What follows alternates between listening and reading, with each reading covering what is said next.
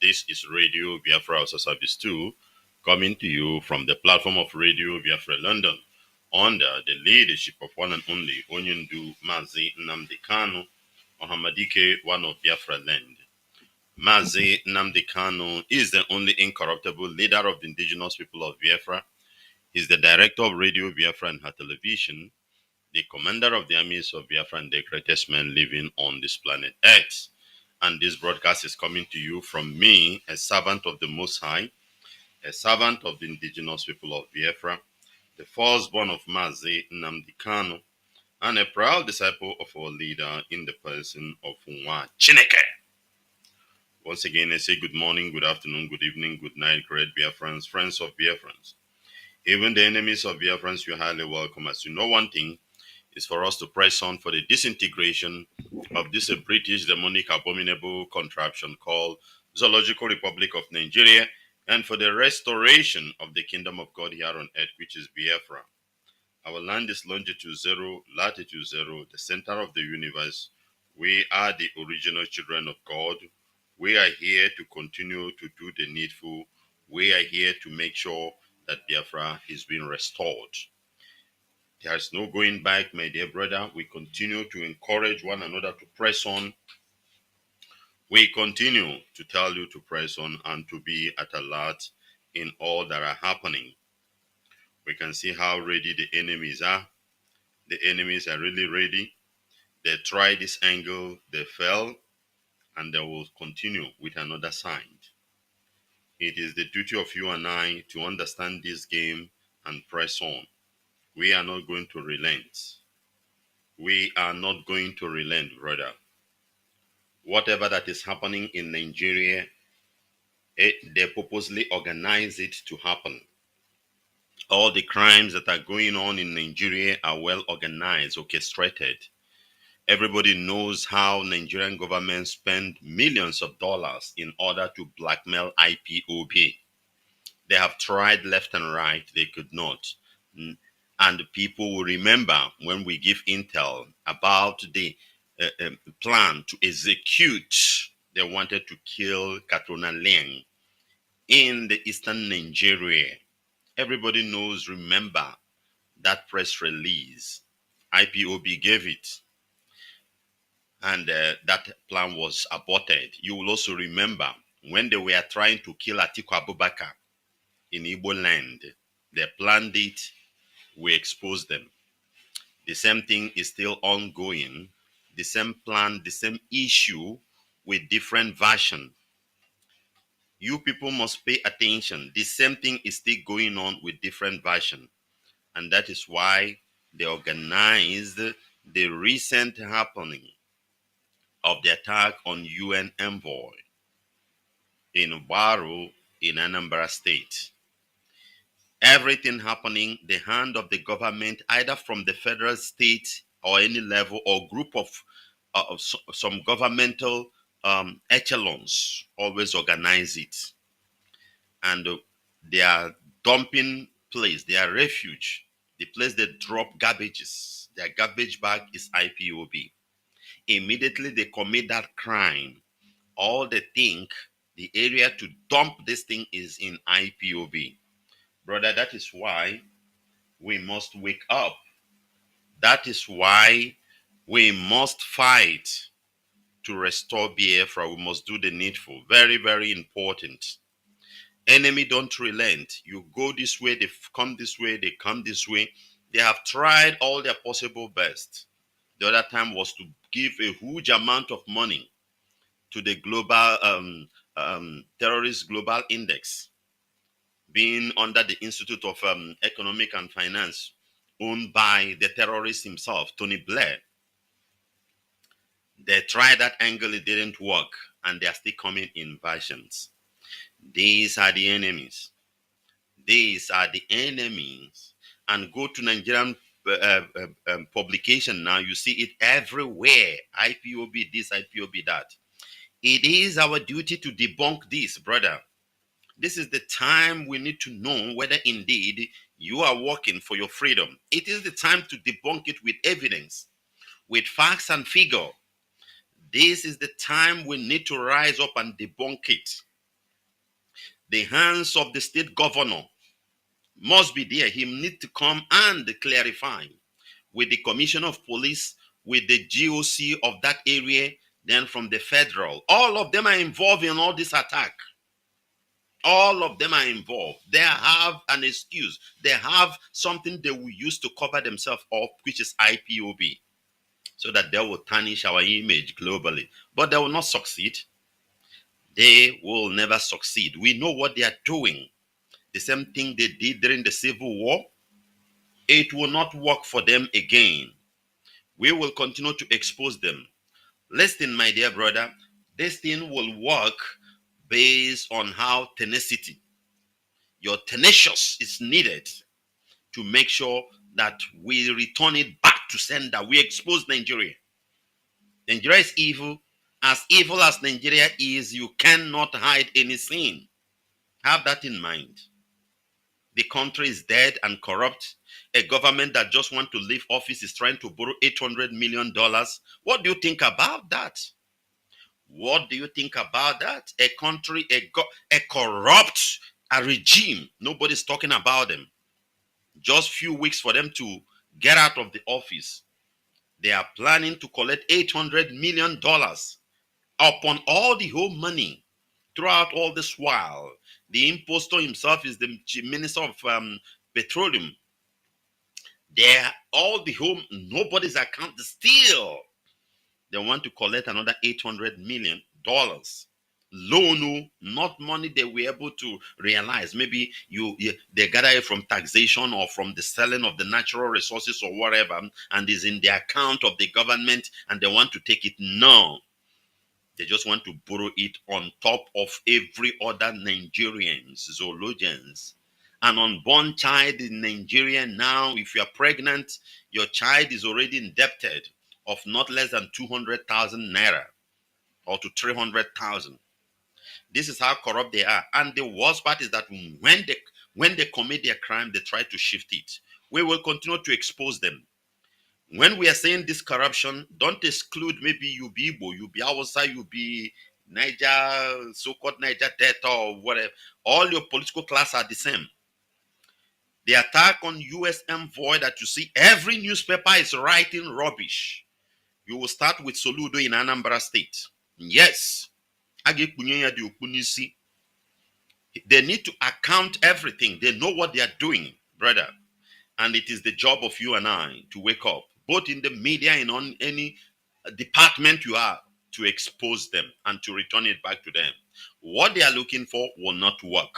And it will not work based on your tenacity. How tenacious you and I are in this struggle. We are not going to relent, irrespective of anything the enemies are doing. That is it. Before we proceed, my dear brother, let's commit our proceedings into the hands of Jehovah Elohim, Chukwu Okikabiama, Ekekerowa, the Most High God, as we bow down our heads in prayers.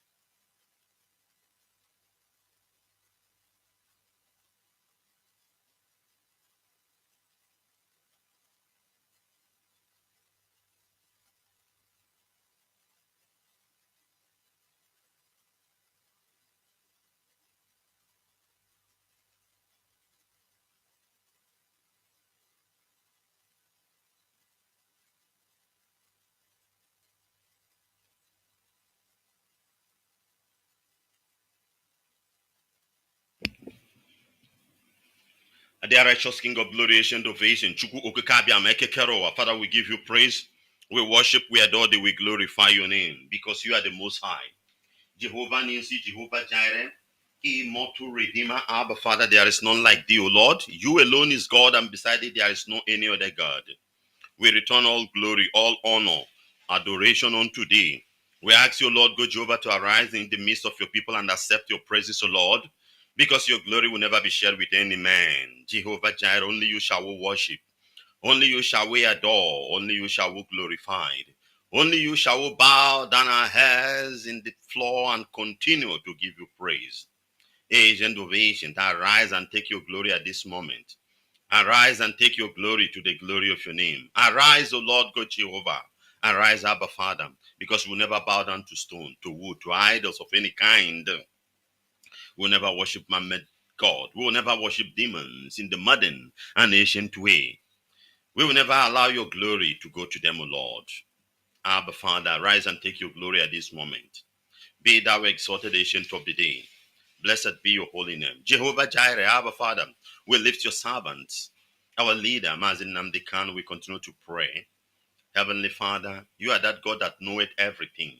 The Bible said in Isaiah 46:10 that from the beginning the end is told.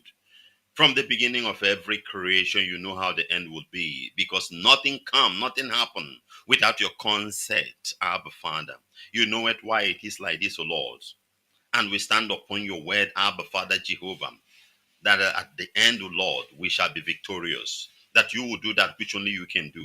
That you will protect him. You will not allow the plans of the enemy, the wickedness of the wicked, to befall upon your servant, Jehovah Jireh. Father, you will bring him out, O Lord. You will restore him. You will heal him, O Lord. And you will use him, O Lord, to bring Biafra to the glory of your name. Lord God Jehovah will lift the ESN, Abba Father, that our men and women, O Lord, will be waxing strong, that you will be strengthening them, that you will be with them, O Lord, that you will help them, O Lord. Father, you will use them immensely, even as the enemy are junketing left and right, O Lord, looking for a thing to blackmail Jehovah Jireh. Abba Father Jehovah, strengthen ESN, O Lord. May our men be ready to comfort. May our men be ready to confront them, O Lord. May our men be ready to overcome anything that is coming from the air, from the land, from the sea, in any aspect of life. May we be able, O Lord, to overcome to the glory of your name. Lord God Jehovah, I lift the DOS, O Lord. We continue to pray for their wisdom, knowledge, understanding, O Lord, insight upon them, that they'll be able to continue to lead your people, O Lord. Abba Father, that they'll be able to continue to lead your people. Father, you know that we, your people, O Lord, we are very stubborn people. Ancient of ancient, give them the grace, O Lord, to continue to push to the glory of your name. Blessed Redeemer, my Lord and my God, we leave the IPOB all over the world. We continue to pray for one another. We intercede. Immortal Redeemer, those that are passing through hell, those that are suffering, those that don't know what to do, those that don't understand left and right, Father, but they are part and parcel of the struggle, Lord. Father, we pray that you will do something in their life that they will not regret. Why am I doing this? Why will I be part of this, O Lord? We know that these are the plans of the enemy. Lord, I pray for your miracles, for your blessings, for your intervention upon their life, one after the other, to the glory of your name. Visit them, O Lord. Father, from the North Pole to the South Pole, you know it where your people are. Visit them, O Lord. Do something great, O Lord, in their life, to the glory of your name. Ancient of the day, Abba Father, we continue to cry for those in prison, those in detention, in deportation camps, those that don't know what to do left and right again, but been locked up. We ask for your mercy. We ask for your mercy, irrespective of whatever they have done. You are a merciful God. You are the God that is above any other law.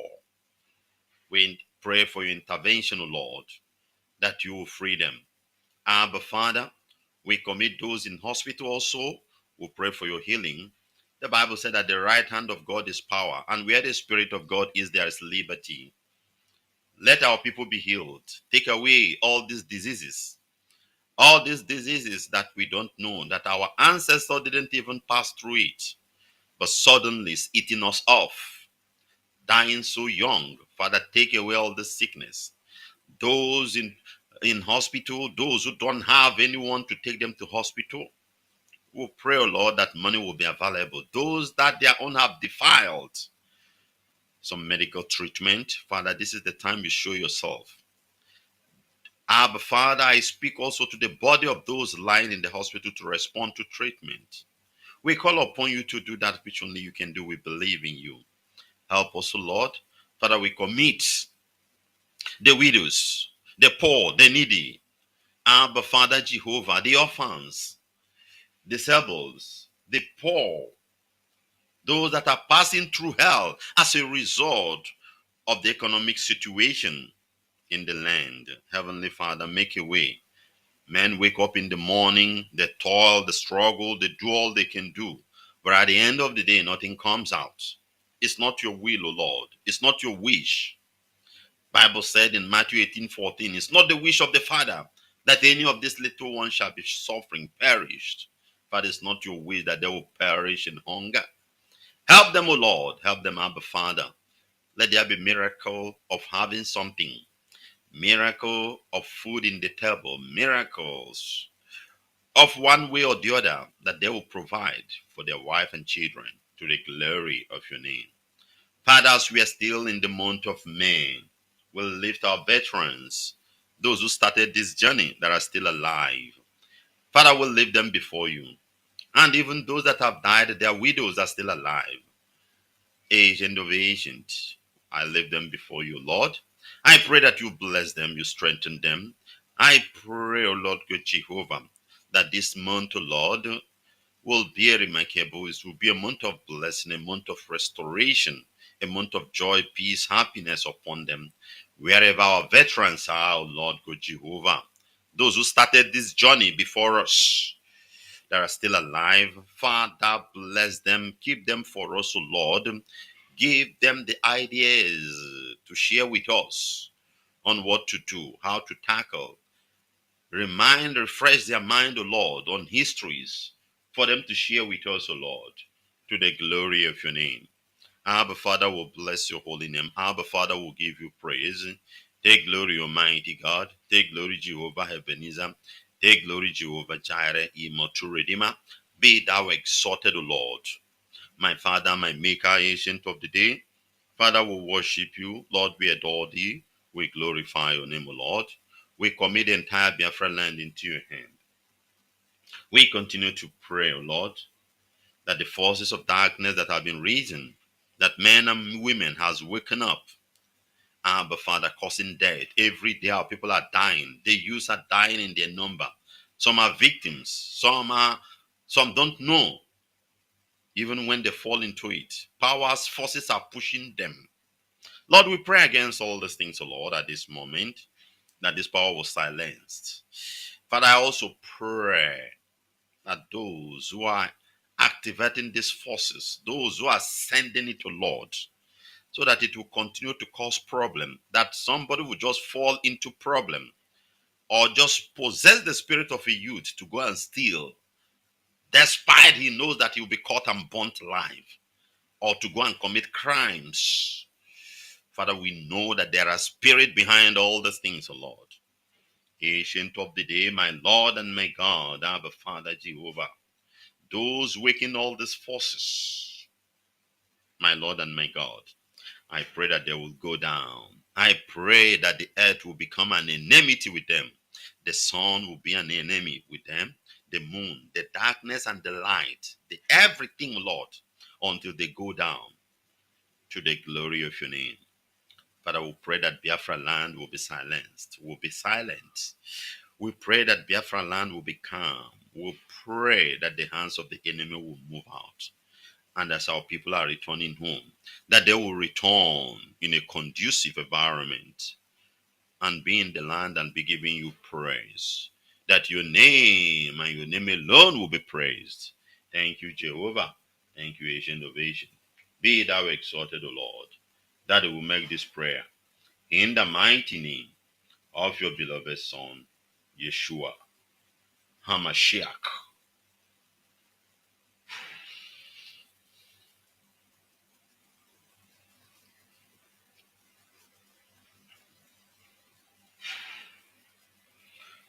Great Biafrans, we're back. We continue to press on. There's no going back. Our enemy is the state of Nigeria and those who support them, individual or nations. We must know that Britain is one of them and other Western world. America is not a reliable source. We must also know them. The world powers are not what they are interested is their interest. That's it.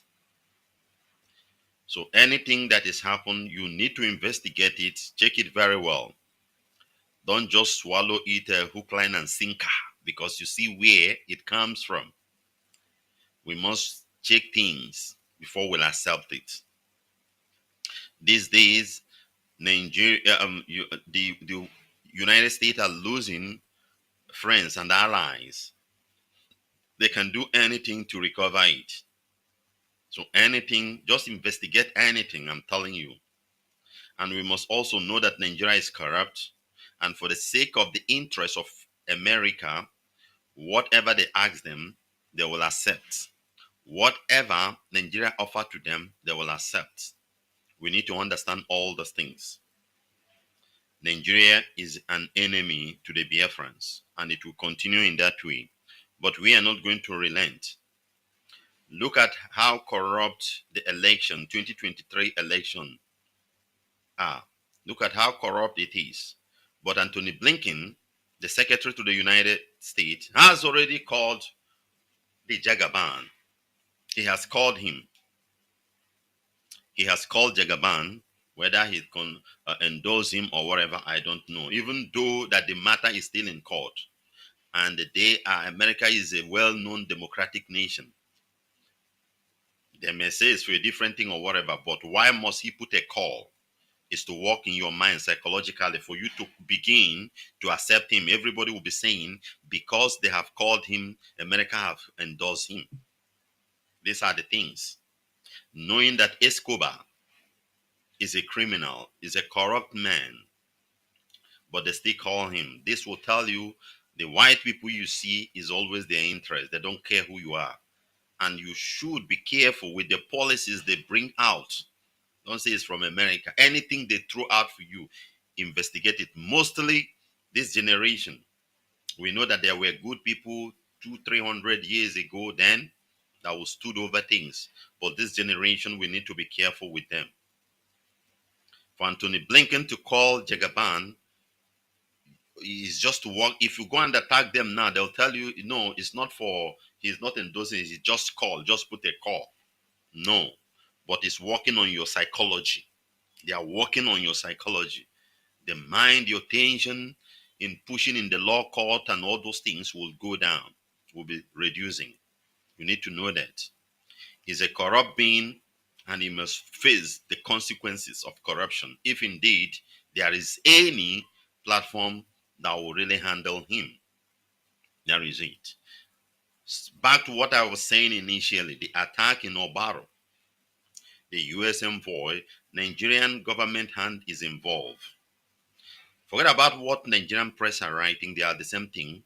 Hardly you see one press man, journalist that is honest in what he's saying.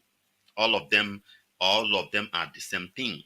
So they will just write in the interest of the government. That is why when you see them killing press journalists and handling them, somebody like me, I don't say sorry. Because it is what you sow, you will reap.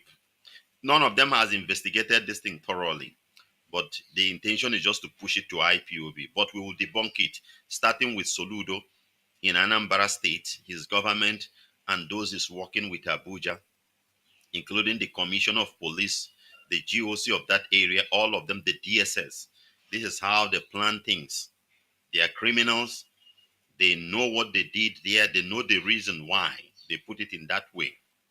They know why. And the oil bunkering, we have had it. Their hands are involved in who. Let me tell you, whenever you hear bunkering, don't think it's just a poor man that you see doing the job owns it. No.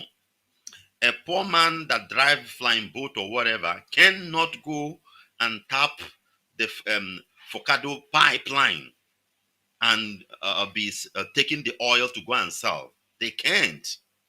There are big fish that are behind them. There are some criminals that are behind them. We must have this understanding. There is no any poor man, both in Niger Delta, in the so-called Niger Delta, that will just wake up as poor as he is.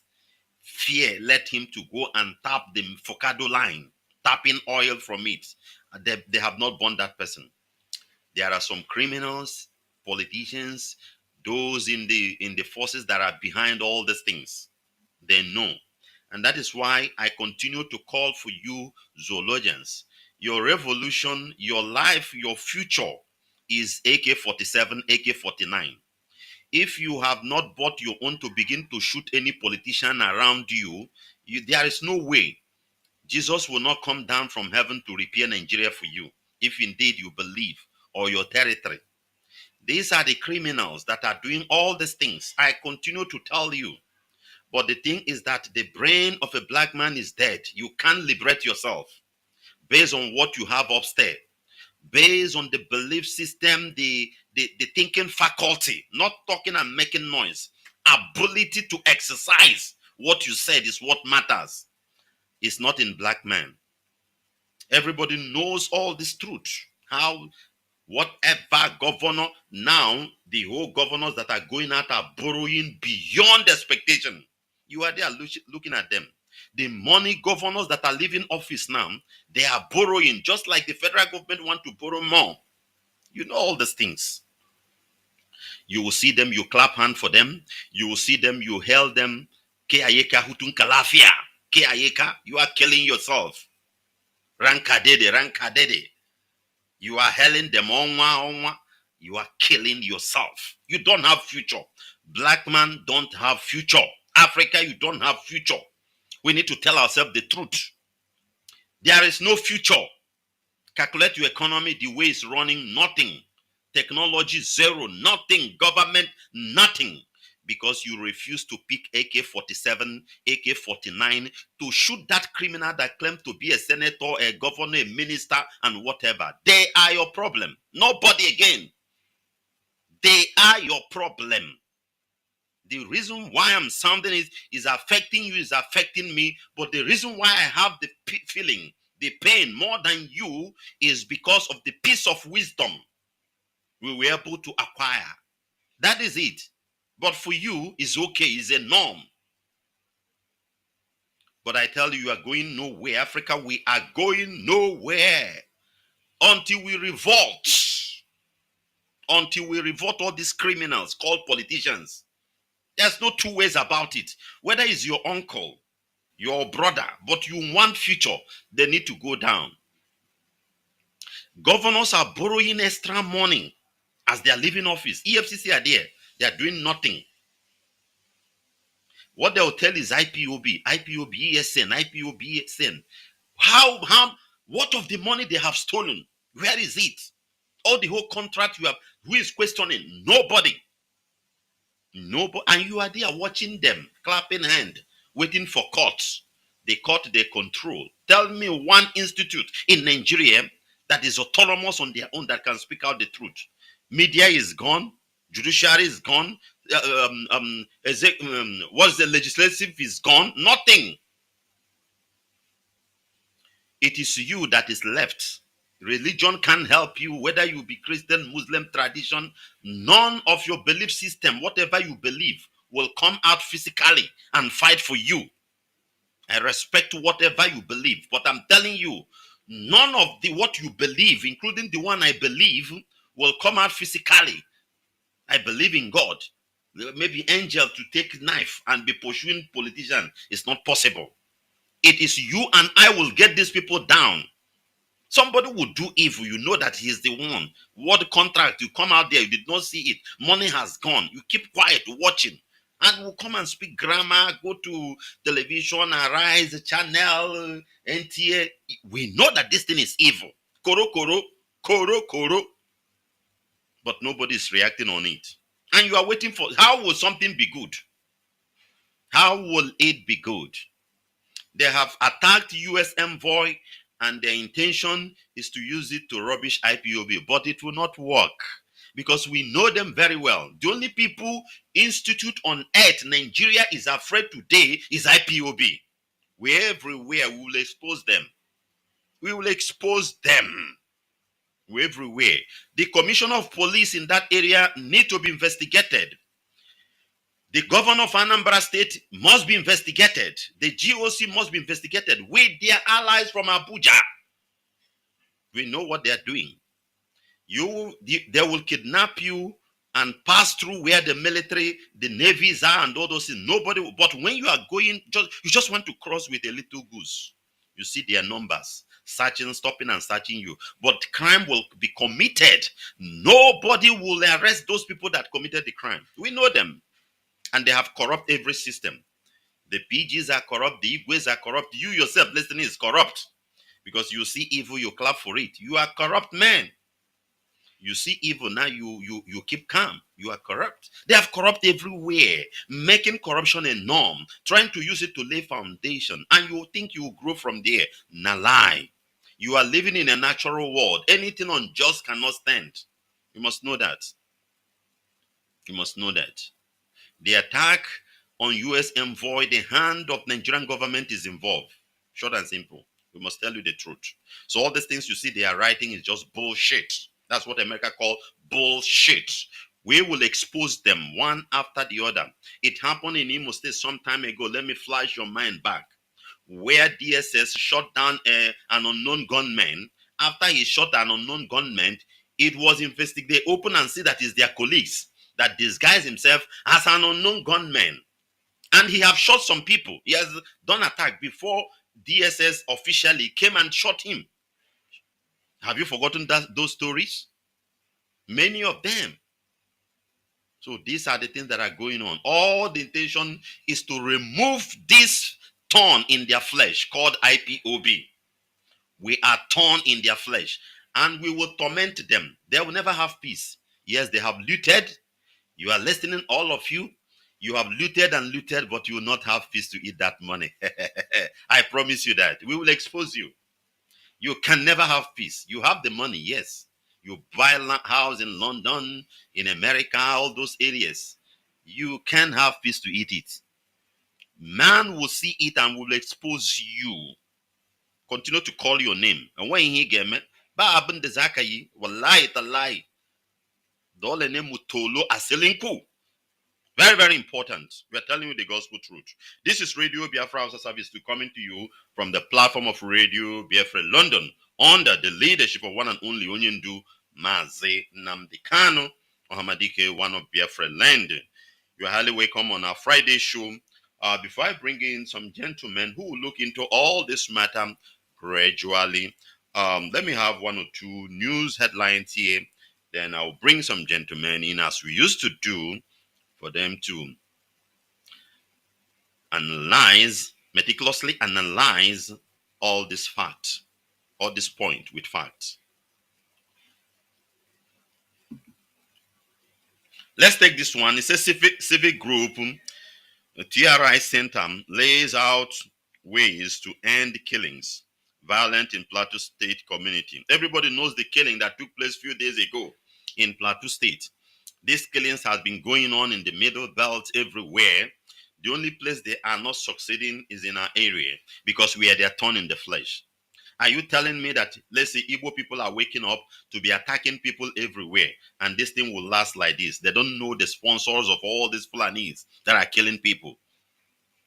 But because you are an idiot, and every Nigerian is an idiot, the only place you will talk is when it concerns Igbo man that did nothing for you.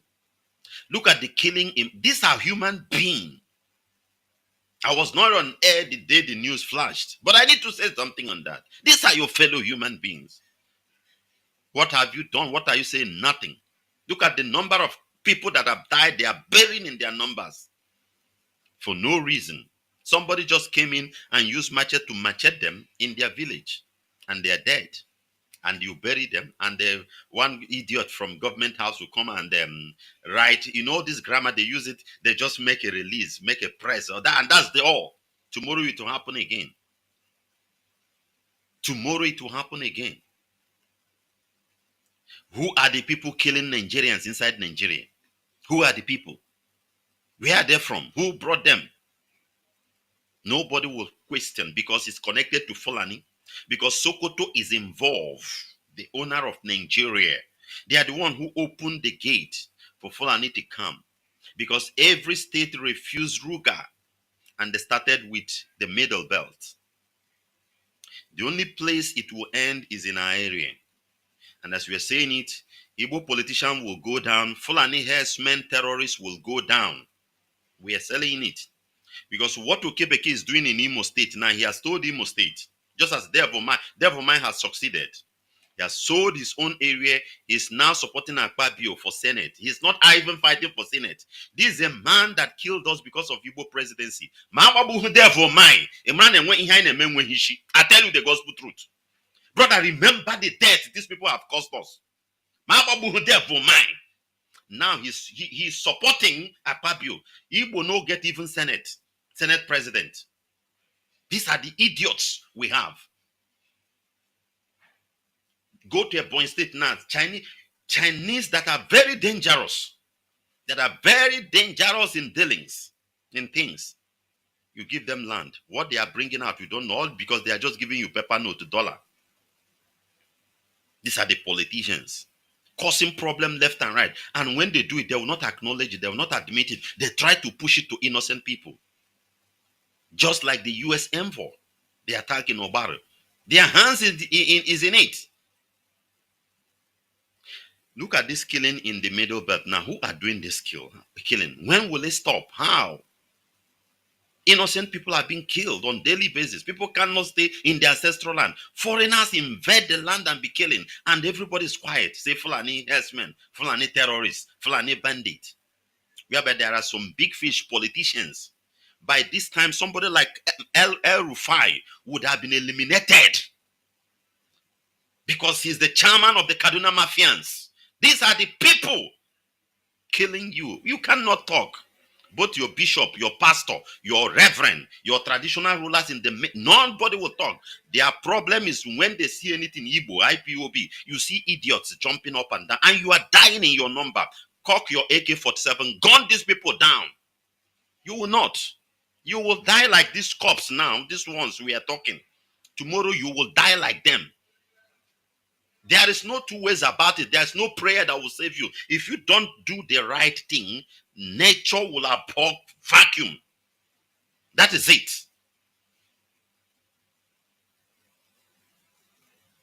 A group of Tata Nuwa, whatever round table initiative trick center has described the killings in Mangu local government area of Plateau State as the tragic reminder of the need for all Nigerians to come together to address root causes of violence and insecurity in their country.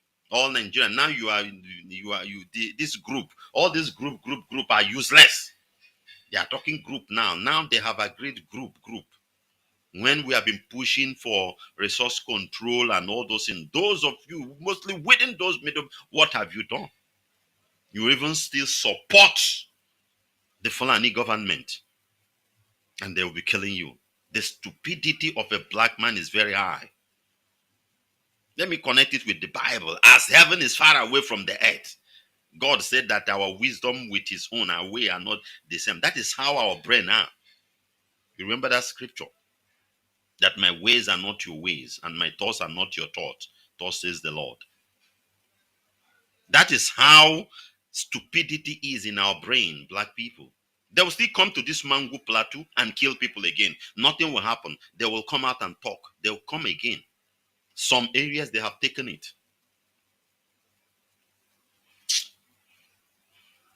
The Trick Center stated that Nigerians should work together to build a society where every citizen can live in peace, security, and dignity. These are the rubbish.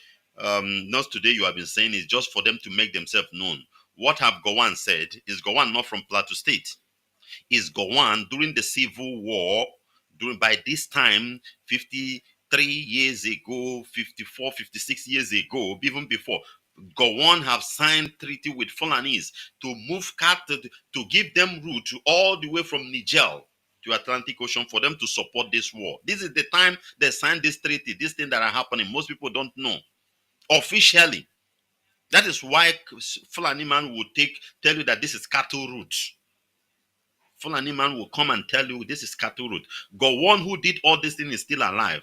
They are still paying him pension as an ex-government, ex-president. That's why he will be okay with every government that comes in. He's from this state, but his people have finished. Can he say anything? No. Why not speak and die? Why not speak and die? Condemn the evil you have done. Cannot. With other generals there, Jet Husseini, them, all these idiots. Pauline Tallinn, them, Duncan Barry, Demka family, all these people are still in the government, and they'll be romancing with the Fulanese in the government. They'll be romancing. I'm trying to let you to understand the useless brain black man have. He cannot defend his own people. This is in Bangu local government area of Plateau State. People will just come to make name. As this group now come and say whatever, you think that there is nothing will come out of it. What of the national confab? What of the one of Jonathan? All these things are the things that would have stopped all this rubbish. But you know that Fulani has an agenda. Nobody will speak it out. All of them, all these places, all these states, they have journalists. They know the truth. You will only see them flexing muscle when it comes to IPOB, Igbo people. You see everybody will be talking. He's dying. He's dying. He's dying where he is. But he cannot speak for himself.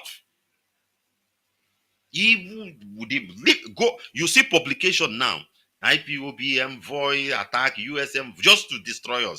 But his village is burning. Look at the number of poor people that have been killed. All their state governors that are leaving office on May 29 are borrowing extra money on top of the state.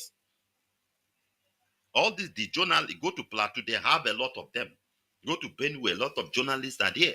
Go to Taraba, go to Kaduna, you cannot hear them pim, because they believe in the same government, the same individuals, chelons, whatever, that are causing problems, that are killing them. They still believe in them. That is the stupidity of a black man. Idiots.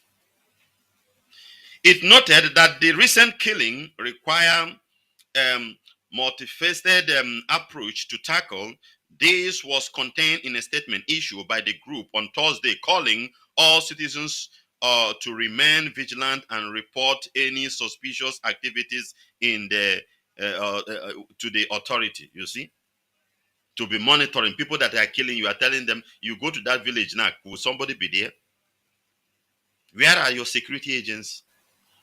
All these groups. That is why you don't follow them, or just have a different understanding of them.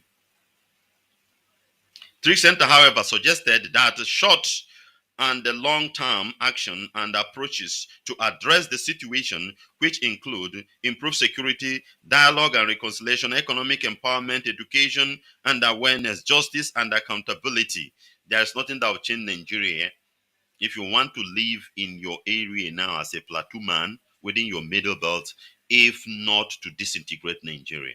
Even if you still want to deal with the union of Nigeria, you must make sure that the power belongs to your region. That's the only way. You can continue to answer your name Nigeria, but let power, not what somebody decide in Abuja, not one GO to give GOC to give order to pull the military from your area, or Inspector General of Police to know the amount of police they will send and pull. Not all those things. It must be in the hand of the people. That is the only government that can save you. If not, you will continue to be going down in the middle belt, going down, going down, going down, and going down. That is the end. That is the end. The statement read in part, the recent killing in Mangu local government area of Plateau State have left the entire community in shock and mourning. The senseless acts of violence have claimed the lives of innocent people and caused immeasurable pain and suffering to their families and loved ones, according to reports. The attack being in the early hour of morning on 16th of May and continued for several hours. The attack is said to have targeted several communities in the area, setting houses ablaze and shooting indiscriminately at people, while government of Plateau State has condemned the attack in the shortest possible time and has vowed to take decisive action to bring perpetrators to justice. Akoko, is it the first time? Landong, I believe his tenure is finished. He will zooz out of the office very soon and he will borrow some money. Another idiot will come in and continue. I don't know about his tenure, whether he has finished or not. If he is finished, he will just zooz out with debt. Nothing. There are people that are killing him. He'll be drinking brukut. Following all this Fulani, I calling them Rankadede. Not they can't come together and fight. Rather, their anger, their enemy will be Igbo man. Igbo man. Don't worry, that of Lagos, that of Yorubas are coming. The other day, Amotiko and some Fulanis, a kind of do some warm up. You know, they just tell them that we are coming. Jagaban is an agreement we signed. We will come to you. We will come to you.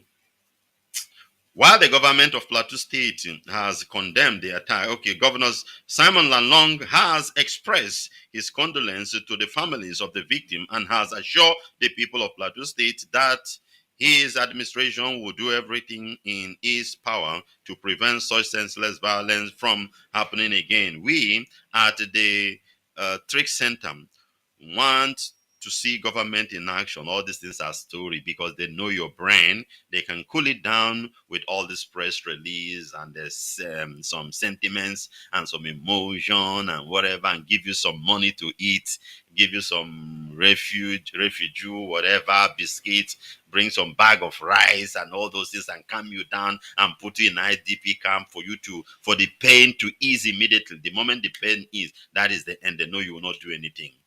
Then they'll be targeting another village. They'll go there and finish people.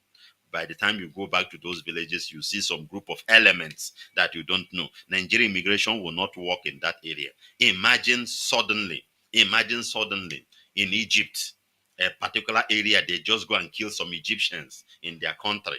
And after some few days, you now go there, you see different people. Can it work? Imagine in Ethiopia. Let's use African country, for example, or this North Africa. The government will come and fight those people and question them. The immigration have to work, but it doesn't work in Nigeria because they know what they are doing. And they know they will succeed because your brain is not working. Your brain is dead as a black man. We are aware that Plateau State Police Command has also deployed additional personnel to the affected areas to provide security and maintain laws and order.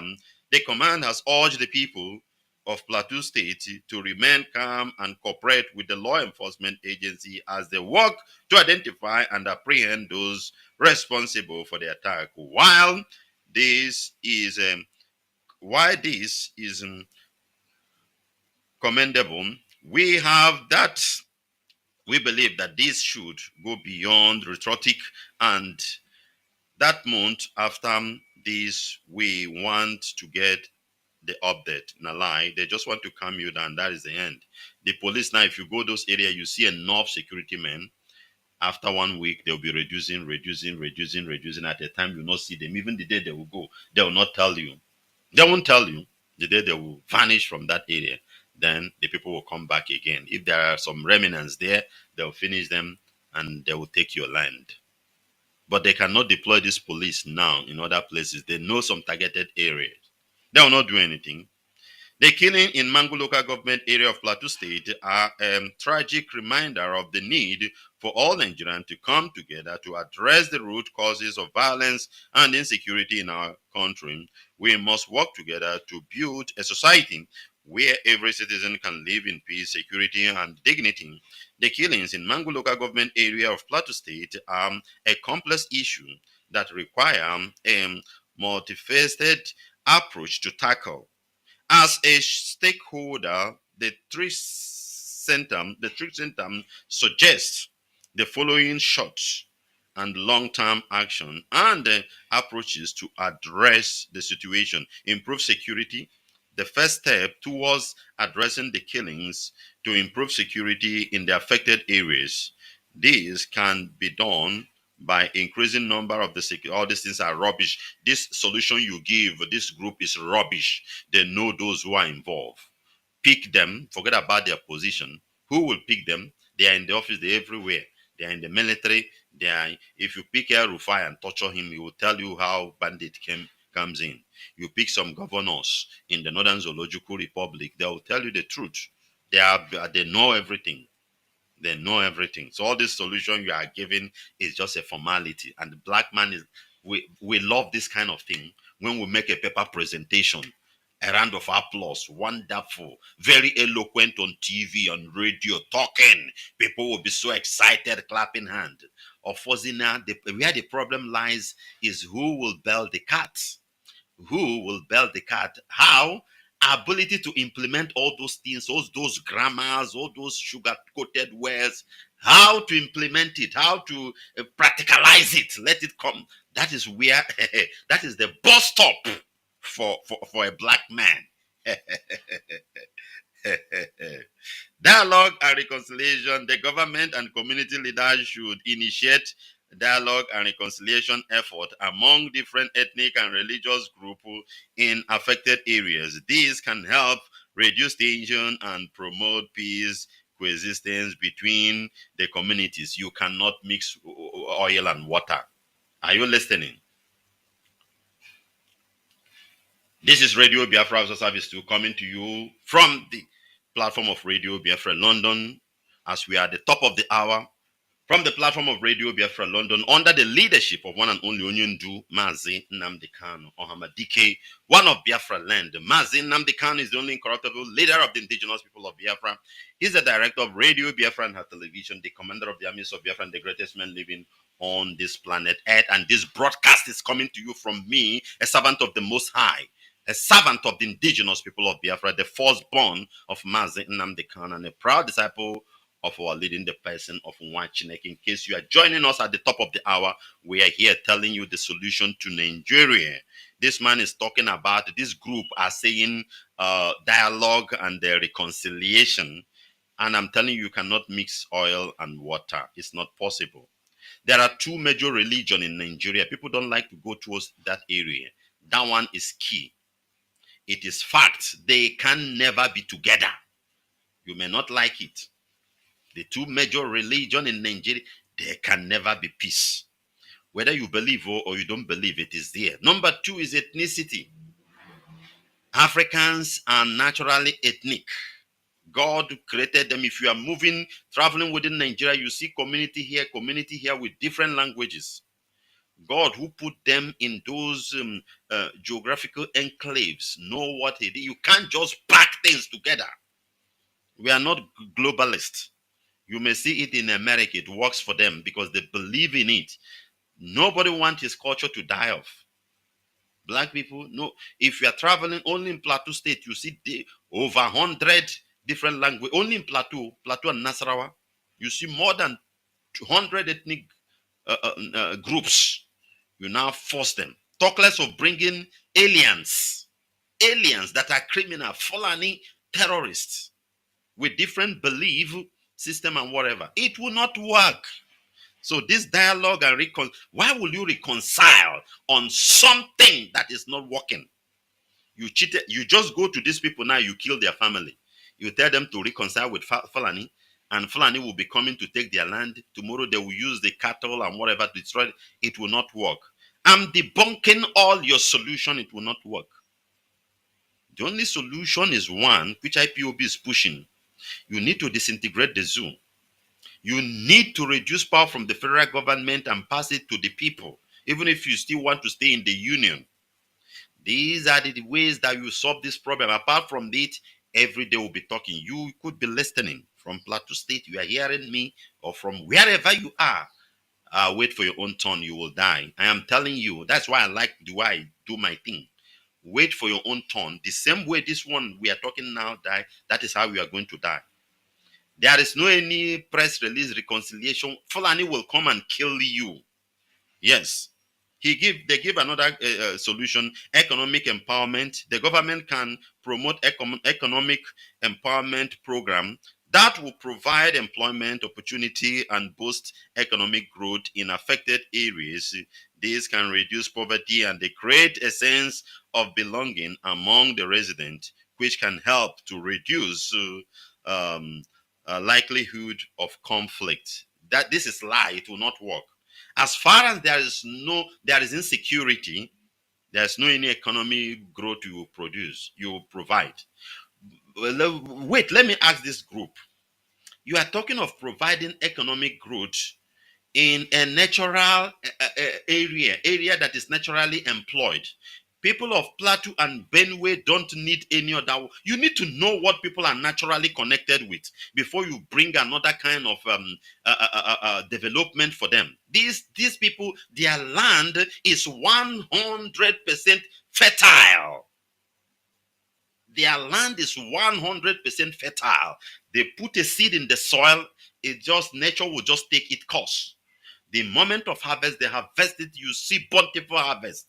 What kind of employment, whatever you are, this is how God bless people. This is how nature put people. If you come from a particular area, you know what you are called for, you do it.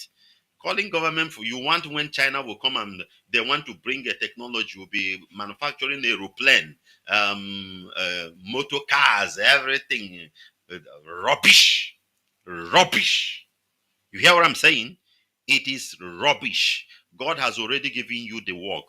Farming, agriculture is one of it.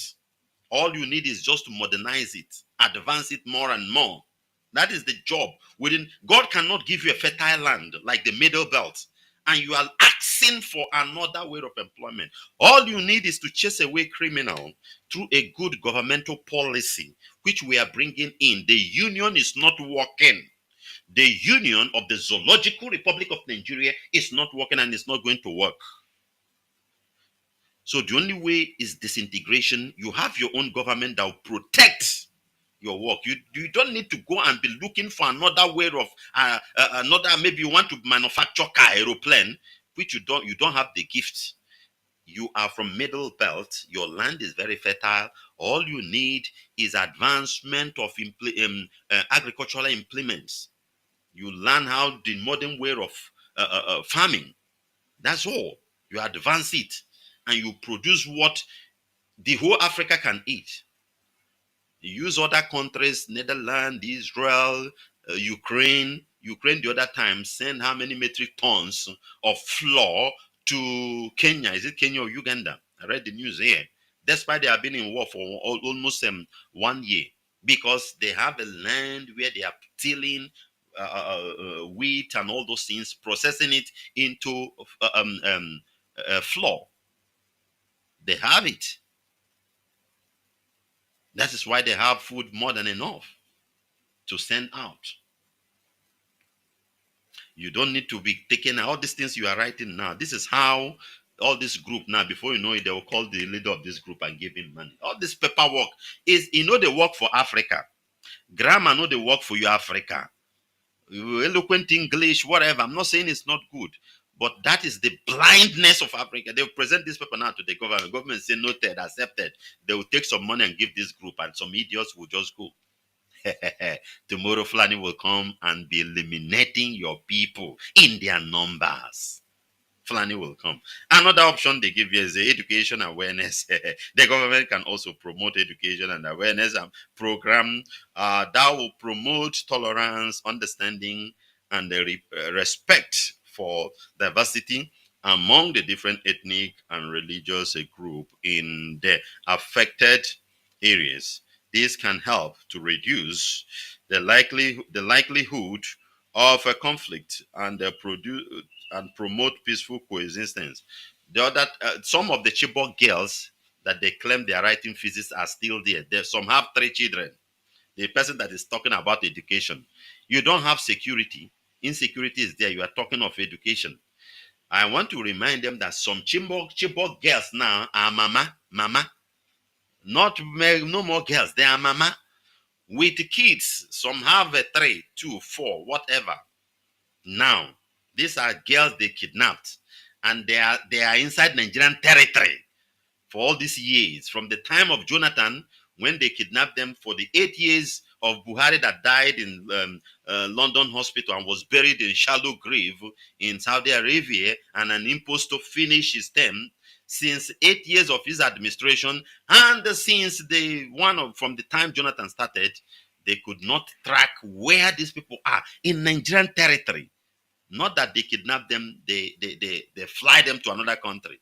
They are inside. The Chibok girls that have children are inside Nigerian territory. The military, the DSS, the police could not track where they are. Are you not babu and monkey? And now you are talking of education. Where will they sit and educate people? Where? Insecurity is eating you up. And this insecurity is political. It is man-made. It is man-made. They know them. You get Sultan of Sokoto, you get Rufai, you get what's his name, Kwankwaso. All these criminals, you gather them from the northern zone. All these Abubakars, Atiku Abubakar, them Babangida, Abdulsalam Abu. You gather these people. They will tell you who is sponsoring bandit in Nigeria. Can't tell me that they are there. They don't know where it's coming from. We saw where helicopter came down, drop ammunition, drop food. Somebody was somewhere recording it. No investigation, not taking a helicopter, not maybe through car or whatever. Well sponsored. We have seen how plane will land in Zamfara. Aeroplane, Zamfara don't have international airport, but aeroplane will land in Zamfara state, pick some people there, and pick the goal they have mind, drop things for them and go. Yeah. A poor boy, an Alamajiri cannot organize such a thing. There are echelons, powerful men behind the scene. Just as I was telling you about the oil bunkering. A poor, wretched Bayelsa man or River State man or Delta State man cannot engage in oil bunkering. It's not possible. There are some big fish that are behind him that will tell him to go. You understand? Until you come to this level of truth, black man, you are going nowhere. Just wait. You will be dying and dying. Yes, the grace of increasing, giving birth to number of child is with us. We'll be producing and dying and all those things. I tell you. So this education, this solution, I'm debunking it before everybody that it will not work. Justice and accountability. The government should ensure that those responsible for the killings are brought to justice and held accountable for their action. This will help to deter future incidents and promote a sense of justice and fairness among the affected communities. How can the government probe himself? Just like you go to Kaduna and you arrest arrest El-Rufai. How can El-Rufai? Let's say you say what's the name of this criminal, the DSS boss, Yusuf Bichi, to go and arrest El-Rufai? No, you are talking about justice and accountability. It's the government that is sponsoring the terror.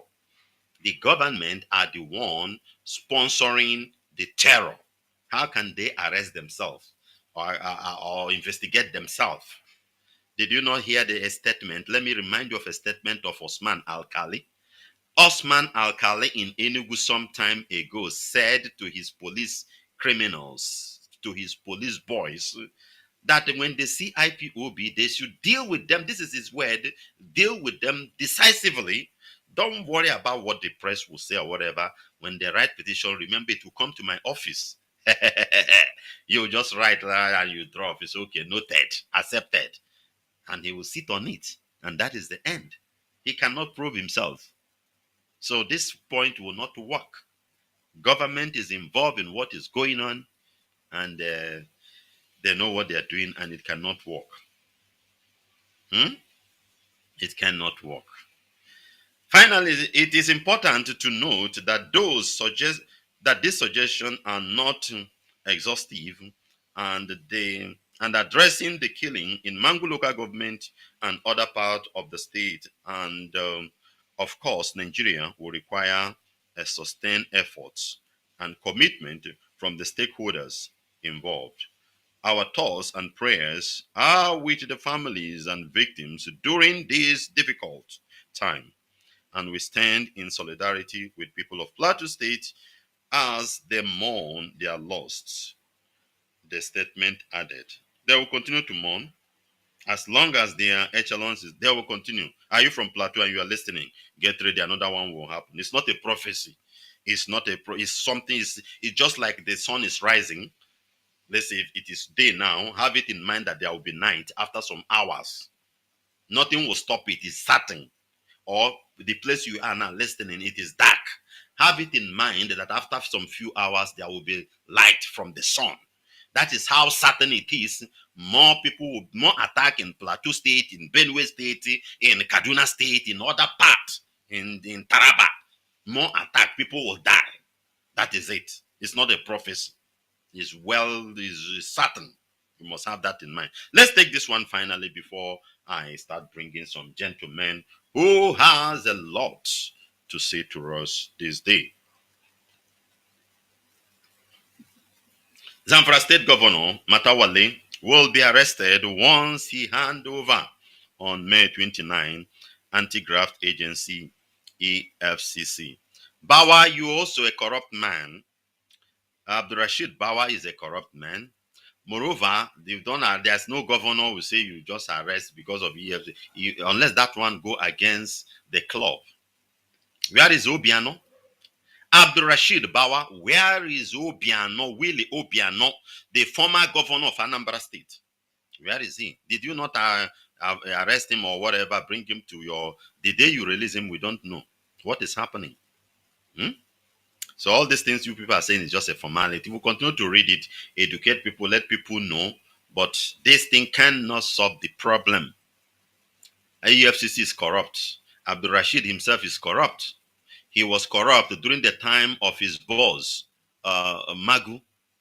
Magu, with all the corrupt charges upon him, any trial, no. Magu is cooling down somewhere, getting more wives, all these small, small girls. He's getting married to some small, small girls with the money he stole. That is it. The Economic and Financial Crime Commission, EFCC, has said it will arrest Zamfara State Governor Bello Matawale for alleged 70 billion naira fraud once he hand over on May 29, and he is no longer protected by the constitutional immunity. Your arrest cannot do him anything. You just keep, after some days, you say, okay, you release him, you go, and that is the end. The PDP APC chairman was his name, the former governor of Nasarawa State, Adamu. Is it? Yes. What's the name of that man? Abdullahi Adamu, right? The current APC. Is he not a corrupt officer? Have you settled his case? He's still with you there. But as long as he is with the club, nobody will touch him. That is the game. That's why I'm telling Nigerians what to do. Until they pick their AK-47, shoot everybody, including you, Bawa, EFCC, everybody within their red. You shoot them down, you shoot Abdul Halahi, shoot Tanko, shoot all, you gun these people down. If not, all these things is just rubbish. Nonsense.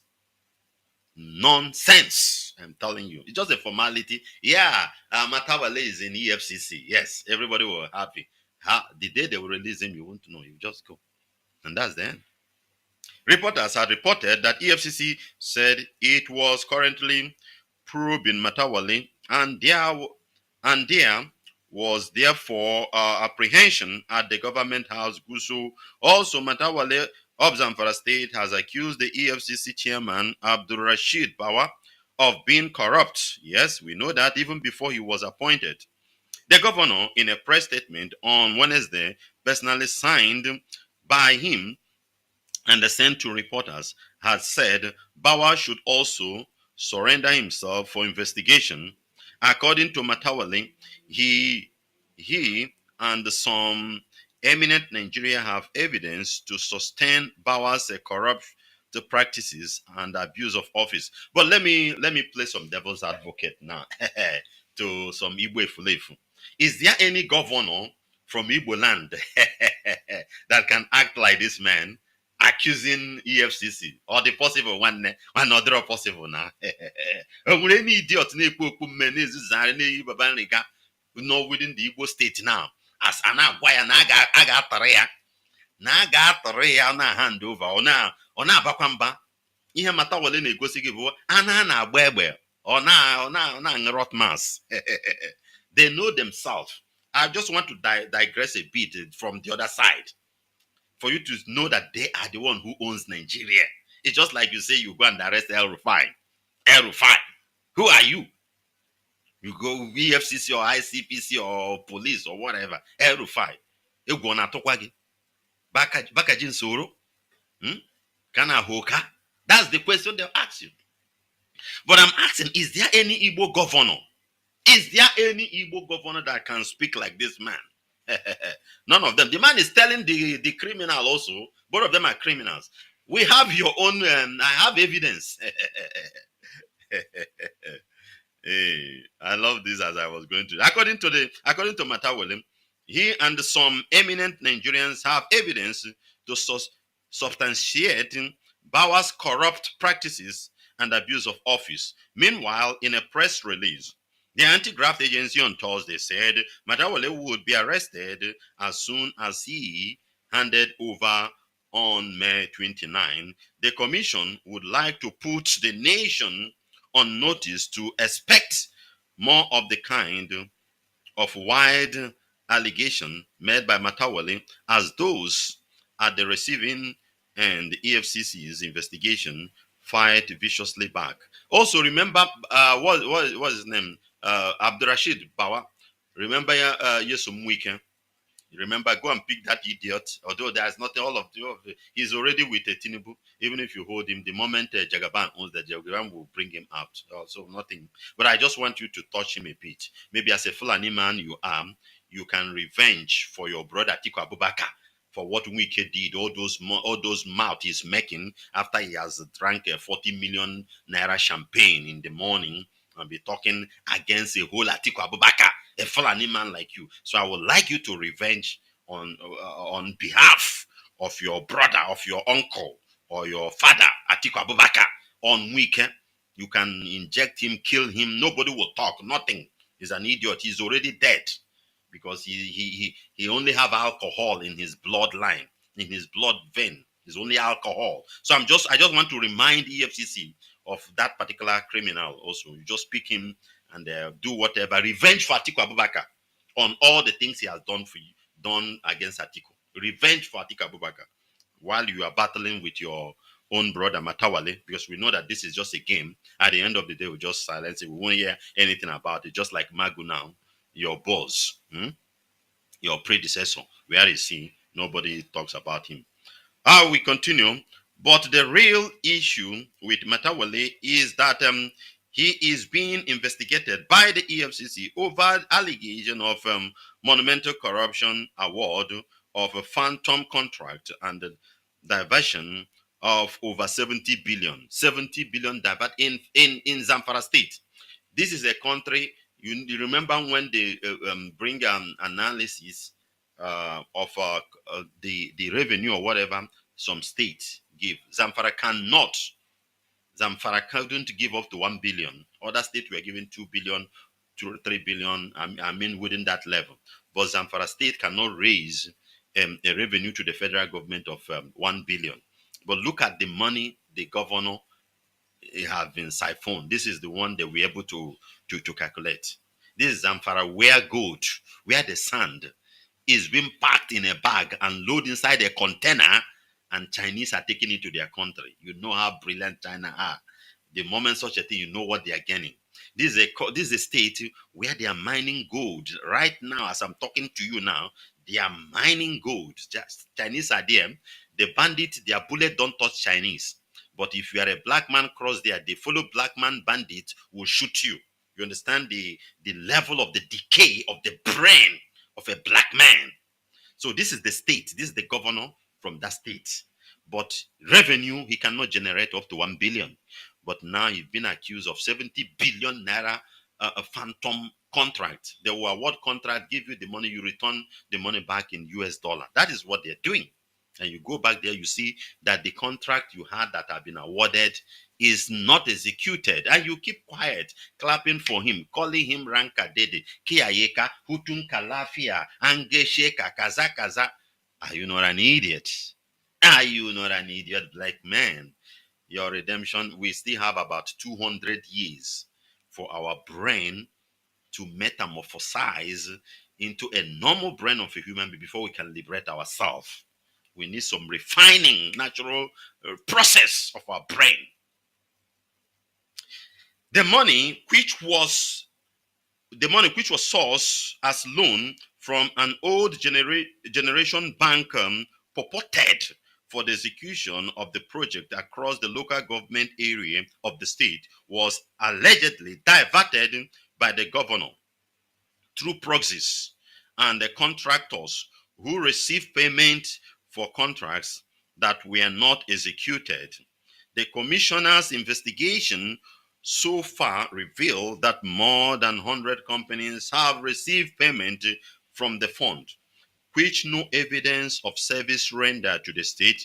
Some of the contractors who had been invited and quizzed by the commission made startling revelation on how they were alleged compelled by the governor to return the fund received from the state of coffer back to him through his aid after converting the sum to United States dollar. Do you understand the game?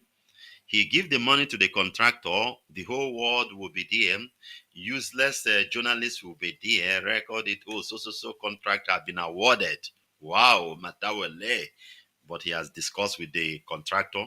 The contractor will withdraw the money from bank so that EFCC will not be monitoring. They believe that is the money given for job. Then this contractor will withdraw this money, go to bureau the change, and change this money in US dollar and now bring it to His Excellency in the office. Then they know how they stockpile dollars in their houses, not naira, because they don't understand these changes of a thing. This is the game. Hey. They confirm that they did not render any service to Zamfara State, but were allegedly directed to convert the monies paid to them into United States dollar and return to the state governor through some of these commissioners, notably the commissioner in charge of finance and the local government affairs. One of the contractors, a popular Abuja property developer, collected 6 billion on a 10 billion contract without rendering any service to Zamfara State. Another contractor collected over 3 billion for a contract for the supply of medical equipment, but the commission traced a payment of a 400 million naira from his account to a bureau de change operator. The contractor confessed the payment was to procure the dollar equivalent allegedly for the governor. Are you getting the show? Are you enjoying this broadcast? Are you enjoying this broadcast? Just smile a bit, just laugh. You see how they play the game. Koro koro. Koro koro, they are robbing you because they know that as an average black man, you are a fool. Yes, you are a fool. There's nothing will happen. They have investigated this thing, and that is the end. Nothing. Unless if Bello Matawale will be against the incoming government, but if he keep quiet and be supporting them. You know, this man was in PDP and he moved from PDP to APC and he lose. He lose. He's supposed to go his second term. He lose. These are the things. Let's get this off. This is Radio Biafra Hausa Service 2 coming to you from the platform of Radio Biafra London under the leadership of one and only Onyendu Mazi Nnamdi Kanu, Amadike, one of Biafra land. Mazi Nnamdi Kanu is the only incorruptible leader of the indigenous people of Biafra. He's the director of Radio Biafra and television. the commander of the armies of Biafra and the greatest man living on this planet Earth. I will be right back to bring some gentlemen that will look into the Friday show. We have so many things they have for us. So I advise you just stand by. This is just the beginning. These great men have a lot to give. So I'll be right back in a moment to bring them in.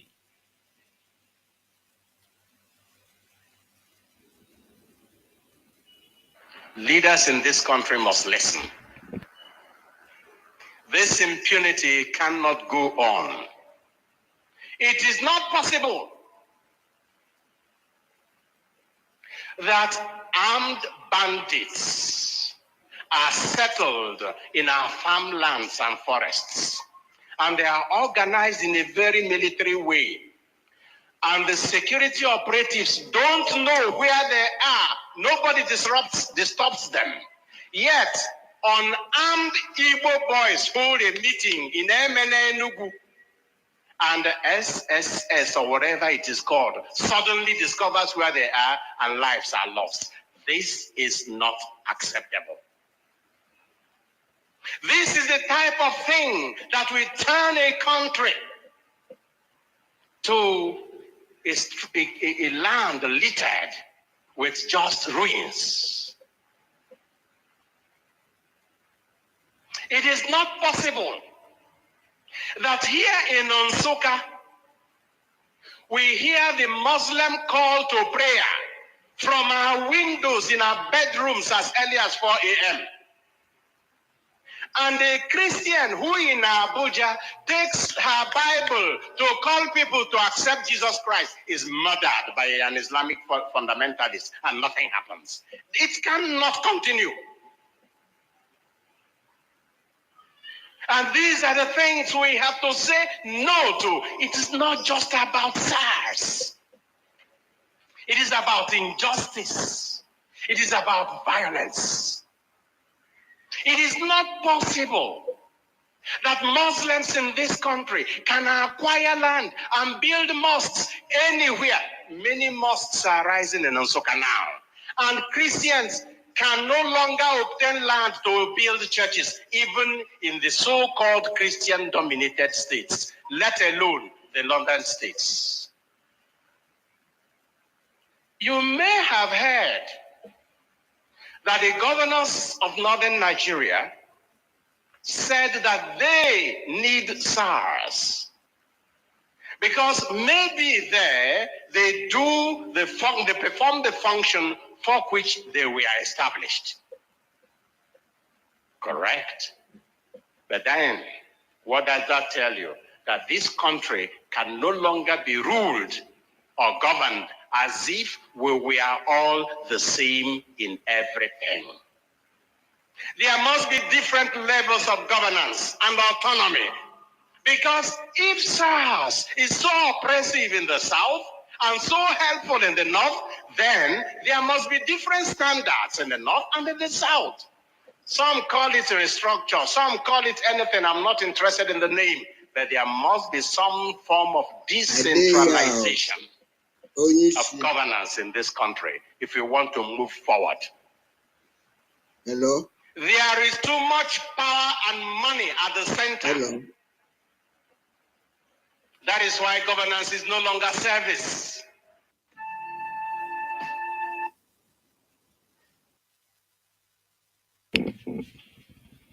This is Radio Biafra as a service to coming to you from the platform of Radio Biafra London under the leadership of one and only Onyendu Mazi Nnamdi Kanu or Hamadike, one of Biafra land. Mazi Nnamdi Kanu is the only incorruptible leader of the indigenous people of Biafra. He is the director of Radio Biafra and her television, the commander of the armies of Biafra, and the greatest man living on this planet Earth. Right now, I'm with some of the team. I want to, as I promised you on this Friday, to bring them in. I believe Barrister Carlo is with me. Barrister Carlo, only you I can see. Maybe others will join. Biafrans are eager to hear from you. What do you have for us with all the happenings? They killed the US envoy. and they're trying to tag us. The oil bunker is going on, and they want to tag it to a ordinary poor man. As well, the outcome of our leaders a court case last week regarding the adjournment on 14th of September. I believe a lot of things you have to tell us. I will invite you in now. Biafrans are eager. Great Biafrans, and you have the mic. Can you hear me? Yes, I can hear you, Mazi Nwachineke. You are welcome, my dear brother. You are welcome. You have the mic.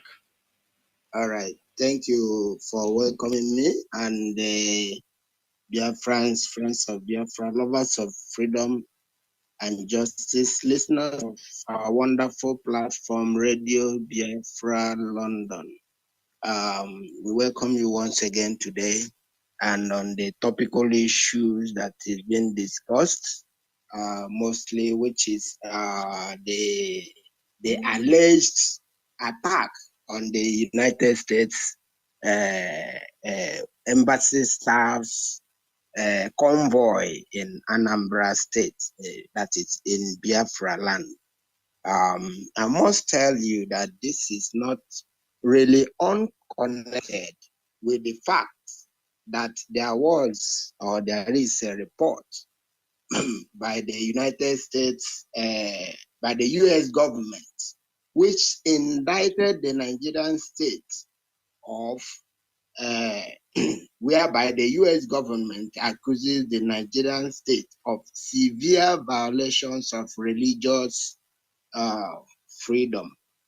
And when you look at that report, you will understand that because of that indictment, the Nigerian state have decided in their usual way of committing crimes in our land in order to blackmail the genuine and the peaceful agitation for the restoration of Biafra, championed by the indigenous people of Biafra, IPOB, led by Mazi Nwachineke, Kanu, a man who is a prisoner of conscience, a man who have committed no crime, but he is being held in a solitary confinement in the Nigerian DSS Gulag, which is against international law, which is against the Nigerian constitution, which is against the Nigerian laws, which is against all the treaties that Nigeria is a signatory to. So, Mazi Nwachineke, I would like to, if you permit me to pinpoint what that report says concerning the Nigerian states. And it says that the United States of America has accused Nigeria of severe violations of religious freedom. This was contained in the annual report of the U.S. Commission on International Religious Freedom, published in April 2023. So in that report, they mentioned specifically the commission cited instances such as a Sharia court sentencing Sheikh Kabara to death for blasphemy. Judicial authorities sentenced humanist leader Mubarak Bala to 24 years in prison for blasphemy and other charges, among others. According to America, in 2022, religious freedom conditions in Nigeria remained poor. So what I am saying in effect, Mazi Nwachineke, is that it is as a result of this report that has prompted the Nigerian state to conduct this so-called attack on the United States convoy. Now, from this report, the Islamists, the Fulanization of Nigeria was conspicuously pointed out in that report to indict the Nigerian state.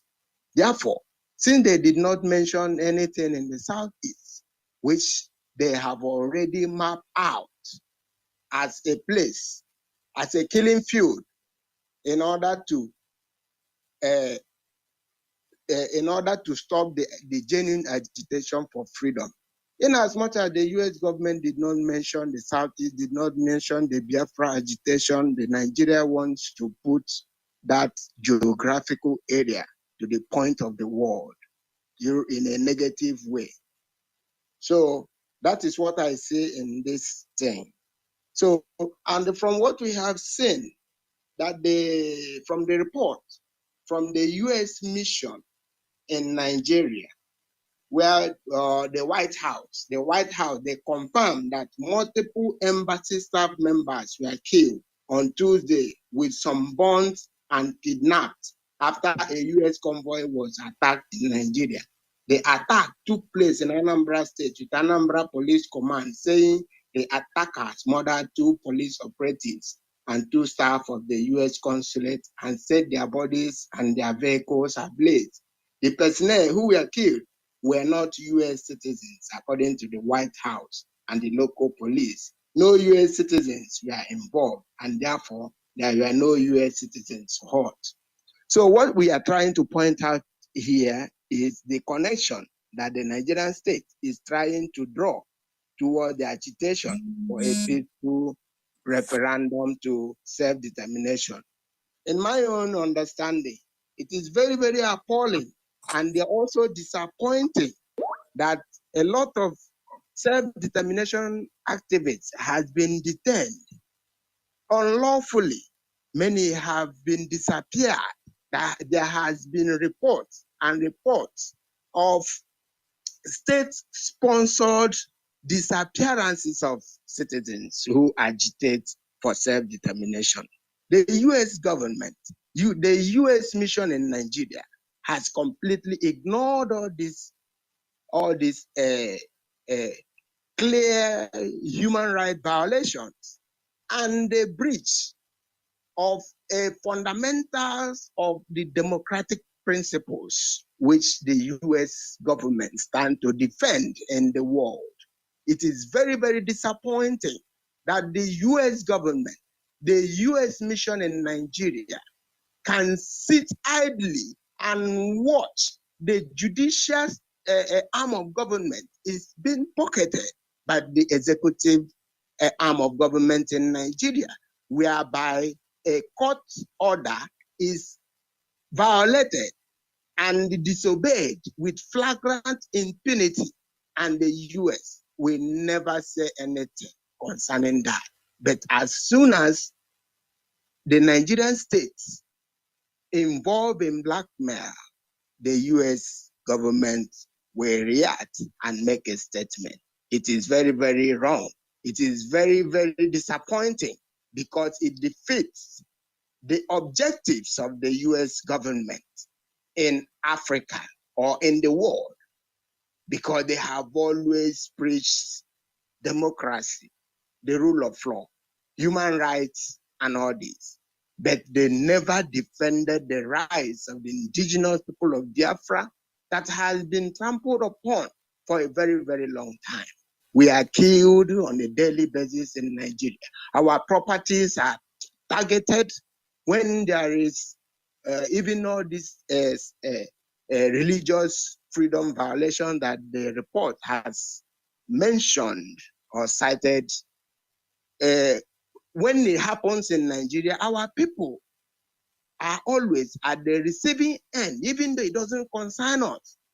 But they continue to kill our people at every slight incident, like which they have mentioned here. So, Mazi Nwachineke, this is all I have to say for now.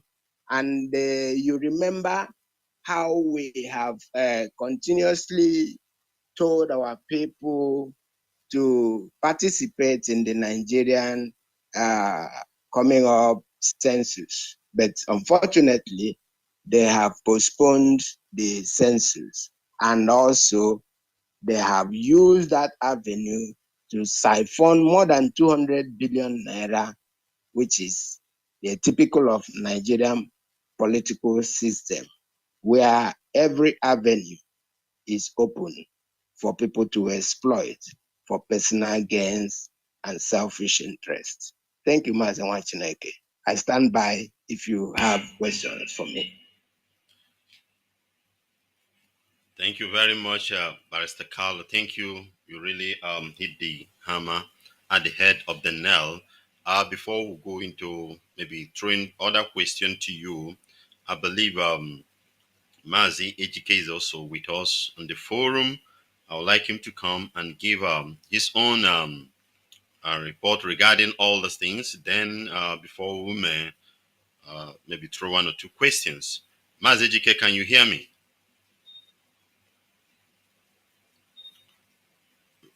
Can you hear me, Mazi? Nwachineke. Yeah, I can hear you now. You're on mute before. Okay. I hope my voice is coming out. Loud and clear. Okay. Mazi Nnamdi Kanu is our leader. I always call him the most decent man here on earth. What happened in Obaro, Anambra State, before this incident happened, the congressman wrote that Nigerians should immediately release Mazi Nnamdi Kanu. And whenever a congressman spoke that word, it makes Nigerians to look how they would take and blackmail the indigenous people. Nigerian government came out to claim that the American convoy, they did not tell them that they are coming so that they will prepare for them. So it means that they don't know that they are coming. That was the statement from the Nigerian government, that they didn't tell them that they are coming to Obaro or with the UNICEF people. And before you know it, the Nigerian media has spread the news everywhere that American citizens were killed, which is lie, before the report came from the White House. And when you watch what they are doing there in Obaro, the bunkering, the oil theft, and everything they are doing there in Obaro, and the Navy is there. Navy is there, the Army is there, the police are there too. And they are using their gunboats to make move, to patrol through all those seas.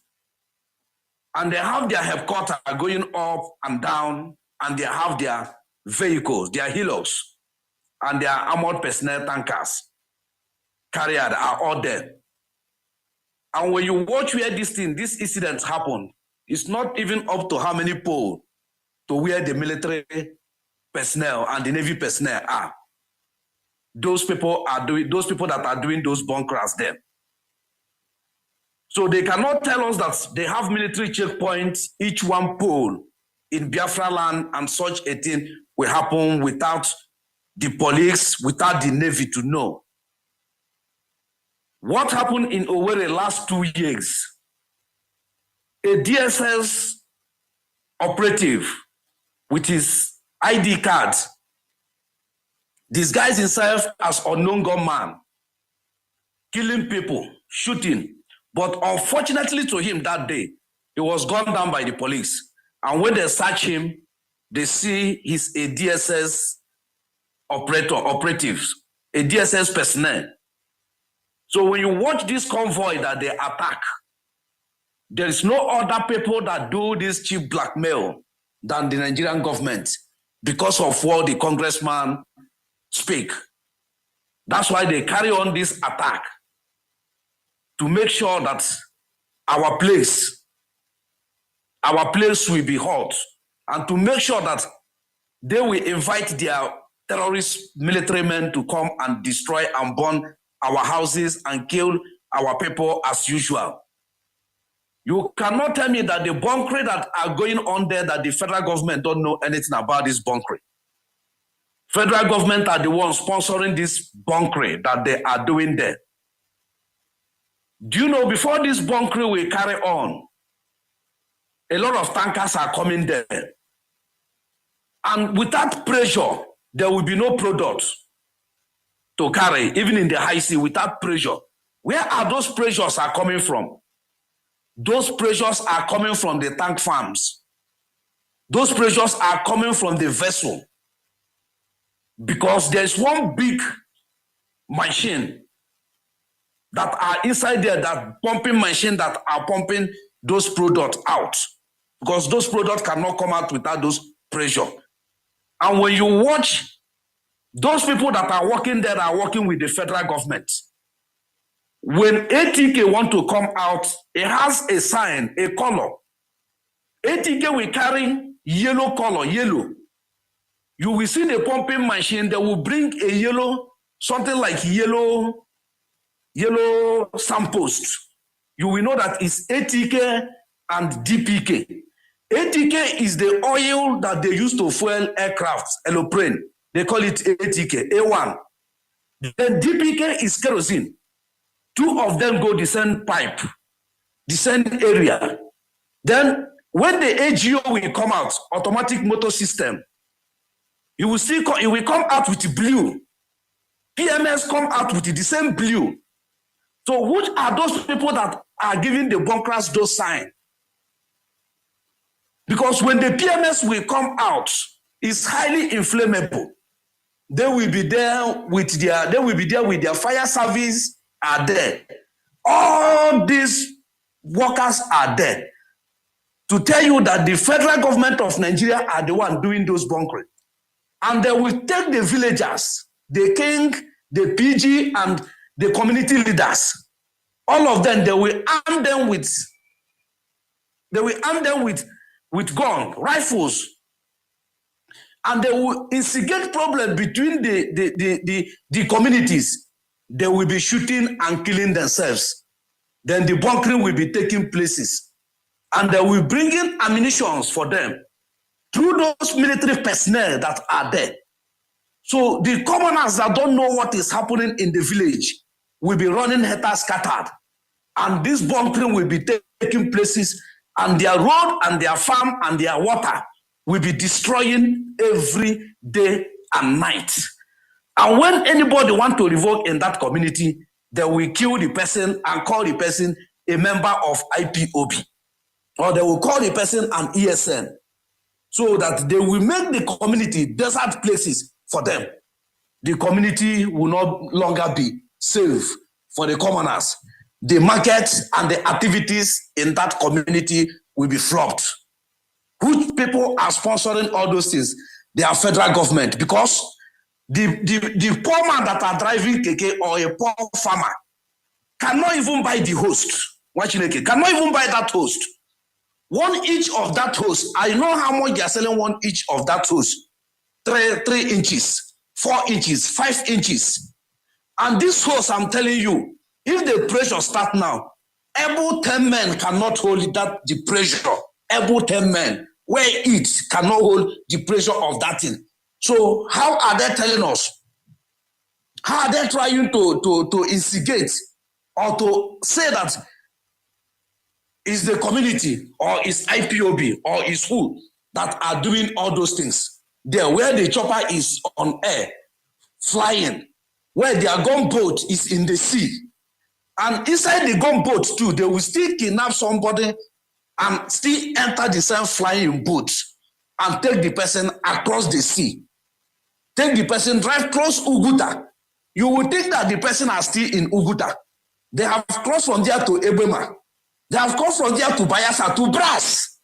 All those things are linked roads to Brass, to Nembe, to Okrika. You will think that the person are witty. You don't know that the person has gone far through that sea. And if you watch this speedboat, I'm telling you, it's not a small money that says speedboat. A poor man cannot buy that speedboat. They are using to do all those bunkering. So federal government are the one destroying all these things. The attack was federal government are doing all this attack to blackmail the indigenous people, to blackmail the community, so that the international world, international communities will look our place as a violent place. Our place are cool. Our place are peaceful place. When our leader in the court, the last word he told us, he said, let the place be cool, let there be peace. And that word pained the federal government because he committed no crime known to the law. And the federal government are the ones sponsoring the violence in our places today through the state government, through the local government, through the clergymen, every wings, they are using them to do what? To instigate problem and violence in our place, to indict the indigenous people, and which this they achieve blackmail is dead on arrival. We are making it clear to the world that a poor man cannot do bunkering. A poor man cannot buy a bullet of AK-47. Who are those people giving them those ammunitions? When you see some of them, they caught the other day, the AK-47 were bent Nigerian police, Nigerian military. Then how are they getting those ammunitions from? They are getting it from the armed Nigerian security men. So it means that they are the people doing it. Everything is clear, both on air, both the pictures and everything. You will see them, the one they kill. See, look at the rifle he's holding. Nigerian army, Nigerian police. So there is no way they will tell us that a common man in the street know about the attack of the convoy of High Commission, United States High Commission. Last year, IPOB gave a press release that they should tell their UK High Commission that should not come to the Biafra land because of the plans that the federal government of Nigeria want to assassinate her. And they buy the information, and they did not come. And the IPOB leadership are still saying it up to today. What the federal government want to do, to kill a foreign citizen or to kill a foreign citizen, so that they will say that it's the Biafran people that killed them, so that they will come to wipe away our communities, to destroy our home, as they do in Syria, as they do in other places in African countries. That is the plan. And they have never left. They are still finding another way, because this one has failed. They are still finding another way to plan another one to do. But we are telling the world to know those people that are planning those evil plan are the federal government of Nigeria, of the Fulanis and the APC government. They will never left in anything than to make sure that they do what? They want to destroy and wipe us out. And our chi and we will keep on making our voice to be heard, so that they will know. And people that are sending their citizens to our place should know to well equip them if they are coming. Or possible they should not come, because Nigerian government want to kill them. Nwachineke, I'll stop here so far before you call me again. Thank you very much, Mazi Nwachineke. Thank you very much. I really enjoy your analysis. Let me bring this question to Barrister Carlo. I want to ask you, when this incident happened, what Nigerian press were writing is that they killed U.S. citizen, but finally there was no U.S. citizen there, although they are working for UN, but there's not. How come they were so quick to broadcast or publish such a thing that is fake? And I have checked. I have not seen anything from the NBC, maybe to question or to caution them or whatever such a thing, as in by giving fake news. And also, the second question there, I would like you, then, what do you think about the phone call of Anthony Blink and the Escobar elect of APC? Barrister Carlo, as we try to round up.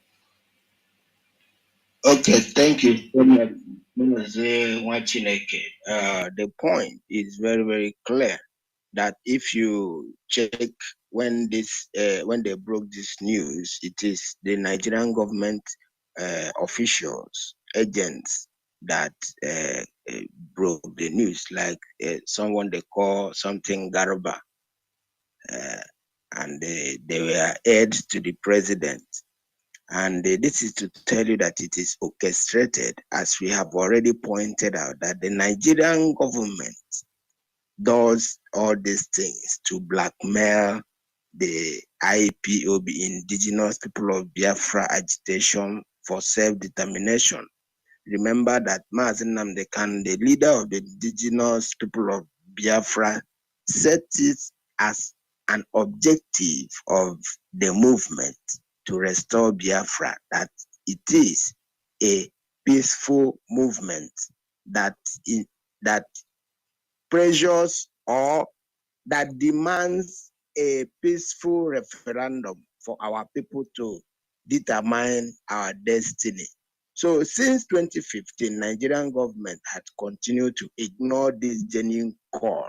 Rather, they will mechanize and they formulate and they incite and they commit atrocities in order to use it to blackmail the IPOB agitation. So the Nigerian media is already compromised. That is the reason why we call the Nigerian media the brown envelope journalism, whereby they sit in their offices, you give them envelope filled with money. Whatever you ask them to write, they will write. They can even, if you pay the Nigerian media, they will testify the good news of the devil. So my point is, the Nigerian government, the Nigerian state is behind all these atrocities. The Nigerian government is behind all these killings going on, all this insecurity that you see going on. It is the Nigerian state sponsored, because since 2015, no court anywhere in the world, both in Nigeria, has convicted any IPOB family member of any crime, because we are not criminals. We do not commit crimes. We are a disciplined movement seeking to restore our homeland through a referendum. It is a legitimate quest. It is guaranteed by the law. It is guaranteed by the United Nations, Nigerian Domestic Law, Africa Charter. So we have no reasons to commit any crime to restore our homeland. So it is as a result of this that has made Nigerian state to look for a way to blackmail IPOB. But we must stand strong and continue to tell the world our own story. That is the reason why we advise everyone to be on Twitter, to tweet and tell the world our stories. So that is the reason why the Nigerian government is doing all these things. Mazi Nwachineke. Thank you. Before you go, finally, what are the preparation for 30th May? No, this is the month, and any information regarding 30th May from your side or generally? Okay. Yes. In my capacity as the secretary of the IPOB family in Malaysia, I will use this opportunity to remind Biafrans, friends of Biafra, lovers of freedom living in Malaysia, that come 30th of May 2023, we, the indigenous people of Biafra living in Malaysia, are ready to participate with our fellow Biafrans worldwide to observe, to honor, and to give respect to those who have given it all for our homeland. Because the indigenous people of Biafra, the people of Biafra, has been killed under the Nigerian state since 1945. In 1966, there was a pogrom whereby the indigenous people of Biafra were massacred in mass. Then in 1967, when Biafra was officially declared, the Nigerian state led an invasion which was sponsored, executed by the British, whereby they imposed and executed an air, land, and sea blockade on Biafra. At the end, in 1970, more than 5 million Biafra people were killed. And it is quite unfortunate that it is only the Biafra genocide that is not recognized by the world. That is why we in Malaysia, we are ready IPOB families, we are in Puchong, we are in Kepong, we are in Damansara Damai, we are in Penang, we are in Klang. We are everywhere in Malaysia. Our new t-shirts are ready.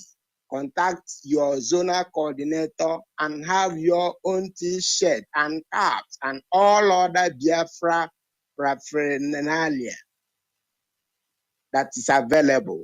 It is our own Christmas. It is our own day, the Biafra Day, the Biafra Heroes Day, come 30th of May. We shall be in Kuala Lumpur. Join IPOB family wherever you are. Contact your local coordinator wherever you are in Malaysia.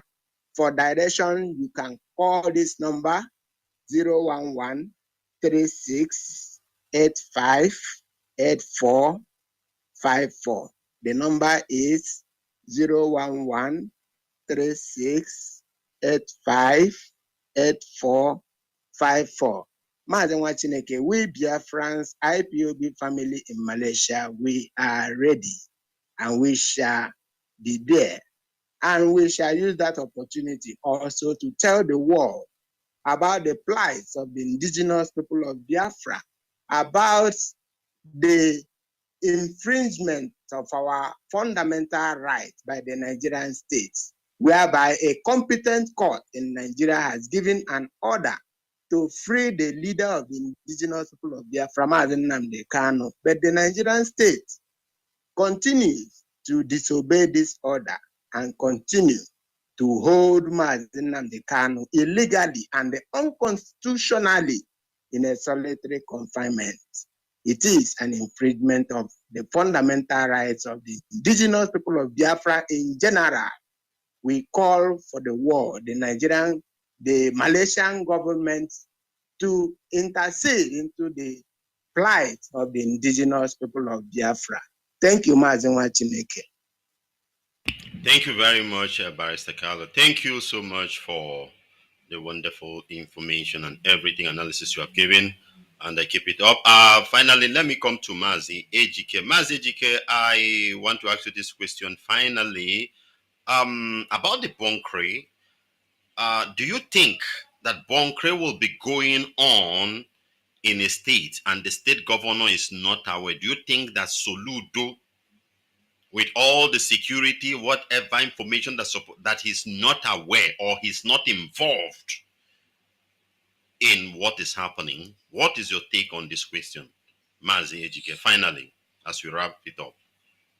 Yeah, Nwachineke, as I earlier said, there's no way the bunkering will be going on in your backyard. You will not know. I said that the host, 10 able men cannot hold the pressure. And trucks are passing. And you know how the Nigerian truck is 40-something feet long. And each of those trucks carry 45,000 liters of products. So there is no way the state government will not know such a thing is happening there, because they will still come out from at the road and they have task force. They have task force at the road there. The Nupeng are there. When you go there, you will see that they are cutting tickets, giving those trucks. Those trucks are paying tickets there. Where those tickets are coming from? They stamp in their way bill, and they are giving those trucks destination where they are going after they load from that place, from that very place. So there is no way state government will not know what is happening there. Do you know what the state government used to do? They have their own representative. Their killers are there. Those people that used to help them to do the dirty jobs. So they give them those platforms as a settlement. If they fought for them during the election and do all their dirty business, so they will use those places and compensate them so that they will be doing those jobs there. So the federal government know about it. The federal government know about it. If you check in 2012, 2010, Shell come up with... No, I mean, Maz, I mean the state government, because we know that the hand of the federal government is there, every bunkering, because the military are there helping. But I'm talking of the state, yes, the state government. Does it mean he's not aware with all his vigilante patrolling everywhere? Nwachineke, that is exactly what I'm saying, that the state government know about it. 100% the state government know about it because they have their own returns there. They have their own returns there. The state government know about the bunkering that are happening in the state. They cannot say they didn't know it. They know everything that are taking place in Obaro. Where are the trucks coming out from? The trucks are still coming out there, pass through Oka, pass through everywhere, going back to Onitsha, going back everywhere, going back to many places, so they know. That's why I say their stamp are there. They will stamp it. They will bill. The Nupeng are there. The PTD are there. The Pengase are there. Then the state government are there. The environmental pollution are there. Where are those state environmental pollution are there? Because in that sea, Nwachineke, you cannot throw a piece of paper there. They will hold you and charge you for pollution. Once you're in that high sea, whatever you throw there, they will hold you. The marine police will hold you. They will charge the person or the vessel for pollution. So there is no way that they will come there without the state government to know. State government have 100% about it. All their surveillance and everything are there. They know how many trucks that are moving out every day in that pit, in that destination. So they know about it. Finally, what the UN are doing is very bad. I remember 94, 95, when Nigeria were sanctioned during late General Sani Abacha. When Pope come to Nigeria, what stopped Nigeria not to go and defend the nation corps? It's because of Abiola that they hold. Nigeria were sanctioned by UN. And UN have given Nigeria ultimatum to do what? To release Mazi Nwachineke Kanu. It's getting to 1 year. And the UN are keeping quiet about it. Is it anything conspiracy about what they are doing? I still call about the United States of America. They claimed that they are the human rights defender of this earth. On their nose, somebody who were kidnapped from Kenya to Nigeria, and which one of the highest courts has discharged and acquitted him, asked him to go, and you will not stand any trial in that corporation called Nigeria. And they keep quiet. Such a thing are still happening. Instead, the federal government take somebody that have tuberculosis and put inside that cell so that he will contact the tuberculosis, because it's a pandemic and it's a communicable disease. We are calling on them. They should not keep quiet. All these things are happening. It's only a stick you will say you will kill, you will stay one place. And we are still calling again. So-called Yohanese. They are charging the king in Agor a terrorist. And MC Olomo, they did not charge you for terrorists. A man that killed our own people and boast. With the one that called himself a prophet, that said that our people will not vote, that they should go back to where they came from. Somebody that deported our people from Lagos to Overhead Bridge, Raji Fashola, a former governor of Lagos State, in the same country where you are, they refuse you to exercise your civic rights. They still deport you back to say they are deporting you back to your place. Anybody that are hoping that we are one Nigeria, you are doing a very big mistake. We are not one people. As Nwachineke has said, oil and water cannot mix together. Our people should stand up.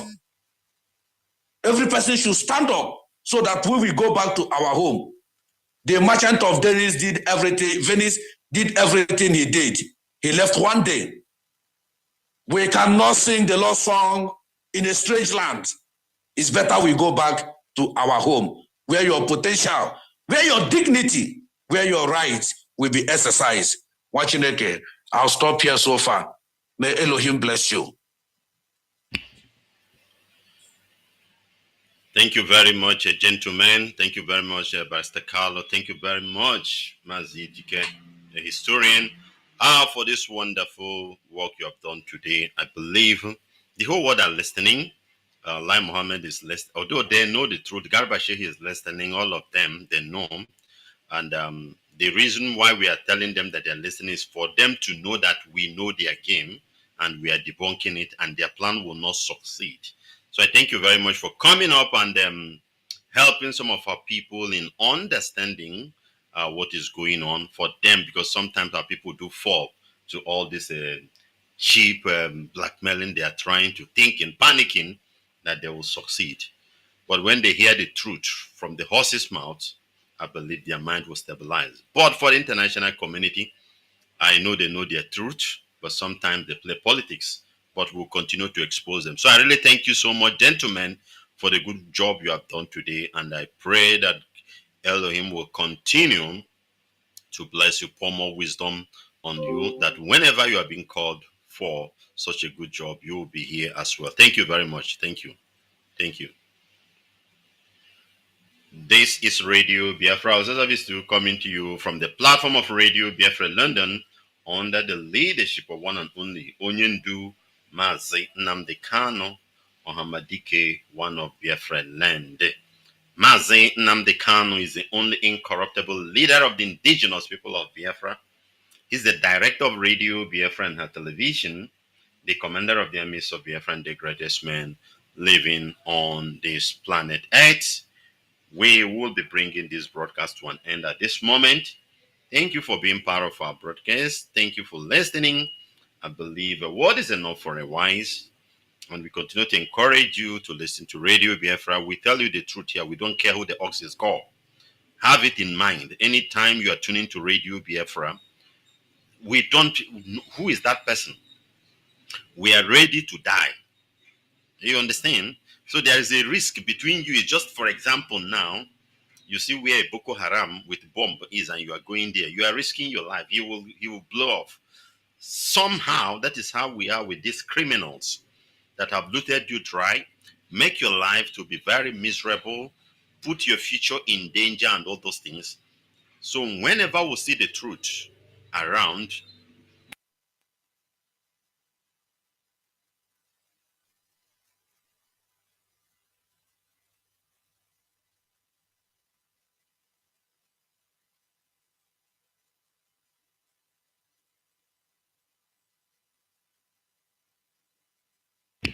sorry for that. Whenever we see the truth around, we try to open it. They don't like us.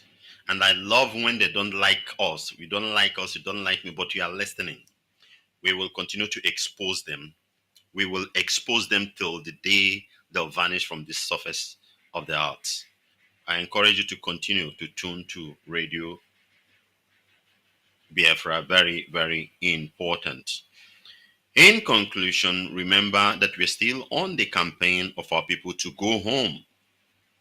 Forget about the game, the what do you call them? The census commission is doing, postponing and whatever, despite squandering 200 billion naira on that shenanigan project. But they still don't know what they're doing. They know the game because they want to use us. But apart from that, brother, I encourage you, begin to think home. Begin to think home. You have lived in the north for a very long time. You have lived in the Yoruba land for a very long time. Let's begin to live in our home. There are pictures of good places in Biafra land, but they will never showcase it. If you go to our website, you'll see it. It's been posted. There are beautiful places, naturally beautified by nature itself. Sometimes you travel all over the world, you see that of the white people. They even use it in their phone screen and all those things. They see the natural things that nature has given to them. They were the one who promote it. Our problem is that we don't promote our natural things. Rather, we castigate it or abuse it. Either we turn it into religious sentiment or whatever. The place will not be looking good again. We will begin to beautify for people to know that naturally we are blessed. So think home how to live in those beautified areas. I'm telling you, think home, begin to rearrange yourself and be coming back home. Now, it's very, very important, brother. Relax any part of the Biafra land you like. The issue of insecurity is nonsense. I'm telling you the truth. The issue of insecurity is nonsense. Yes, there's no, there are violent. You see how people died in Plateau State? It's happening in Nasarawa, in Benue, in Taraba. Anybody can die at any time. But let me tell you one thing when it comes to insecurity in our land.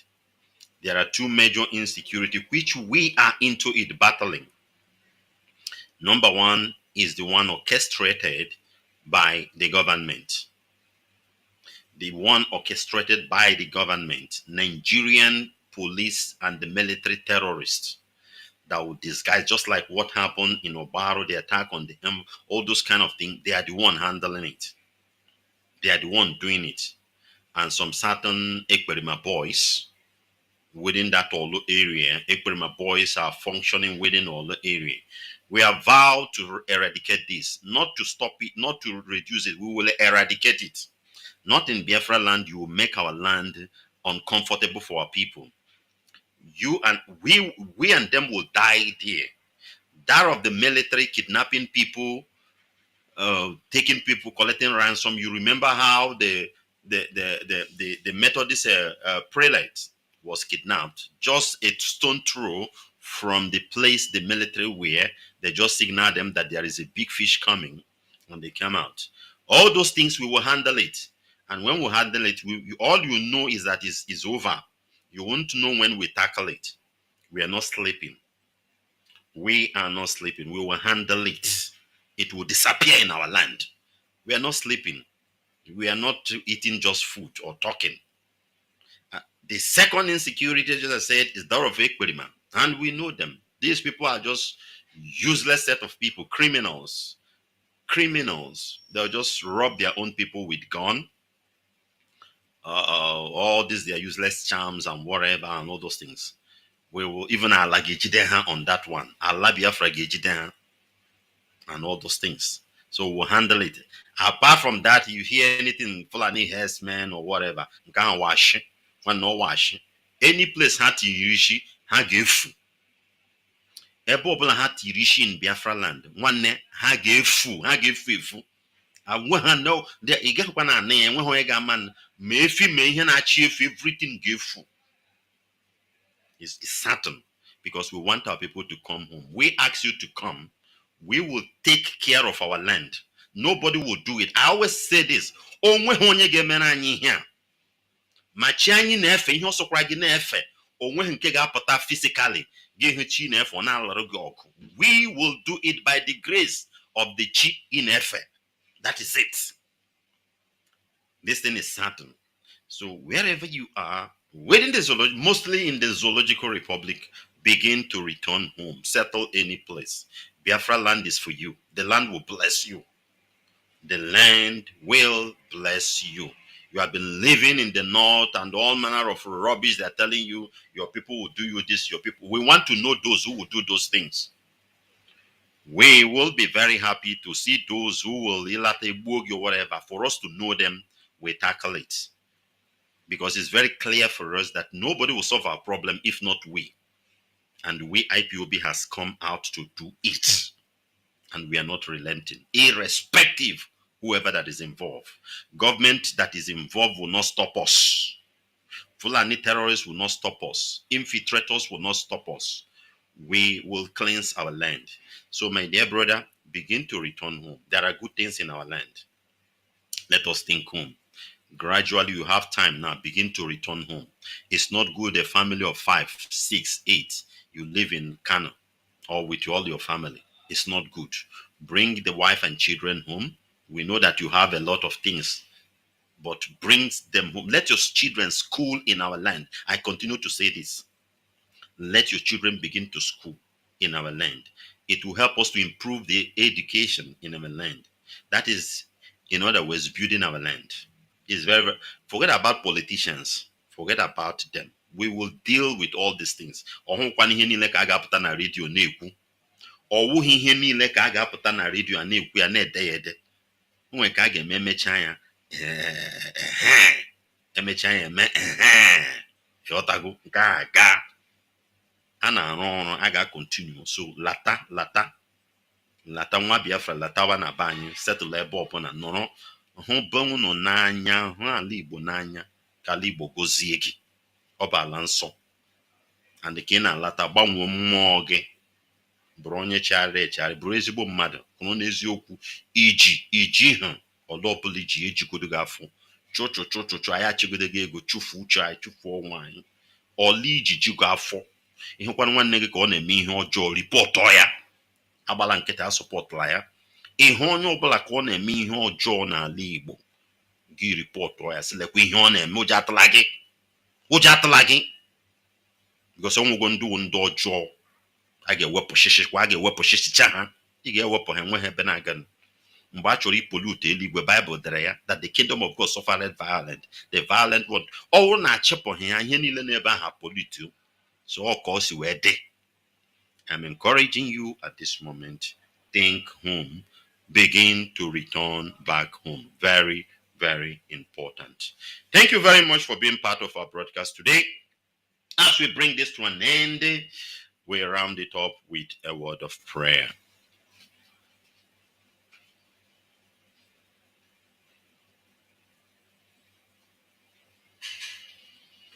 Dear righteous King of glory, Ancient of Ancients, I will give you praise, we worship, we adore thee, we glorify your name, because there is none like thee. You alone is God. Beside thee, there is no any other God. We worship you, we adore thee, we give you praise. We ask you, Lord God, Jehovah, Abba, Father, Ancient of Ancients, to come and accept all praises we give to you, because we will never abandon you again. Only you, Chukwukabiama, shall we praise. We'll never bow down to any other thing. We ask you to accept your praise, and we beg you to do the job you have started. We ask you, Lord, to finish what you started. The Bible said in Philippians 1:6, he that started a good job will perfect it. We present your servant, our leader Mazi Nwachineke, who plead, O Lord, for your mercy, for your protection, and for your freedom upon his life. Father, you know what to do, you know how to do it, but we are crying and calling upon thee to help us.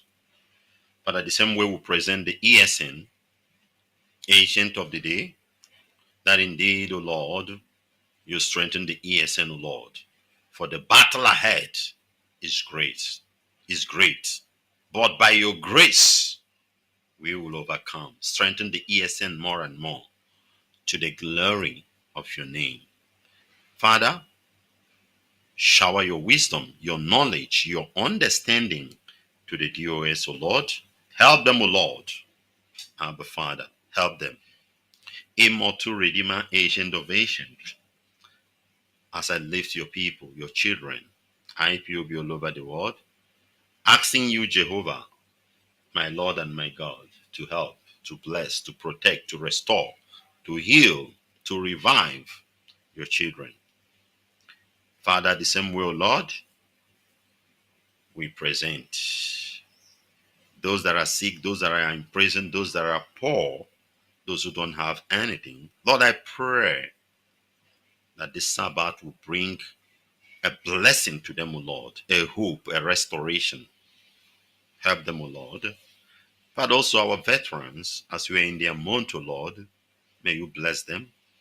May you reward them. Father, those that are still alive, do something. Those that they are widows, that we are crying when the husband left about 50-something years ago and could not come back. Some of the widows are still alive. Jehovah Ninsi, we ask you, Lord, to as well bless them. Bless them, O Lord, in this month of May. Jehovah Ninsi, we give you praise. Take glory, Almighty God. We pray that evil will disappear in our land. We pray that forces of darkness will disappear from the sacred land of Biafra. Heavenly Father, O Lord, we also pray that those who are using evil to make their way, to make their wealth, causing problem in our land, that these people, Lord, will vanish. They'll vanish like smoke. Let the earth swallow them. Let them disappear. Abba, Father Jehovah, that Biafra land will be peaceful, calm, and blessed.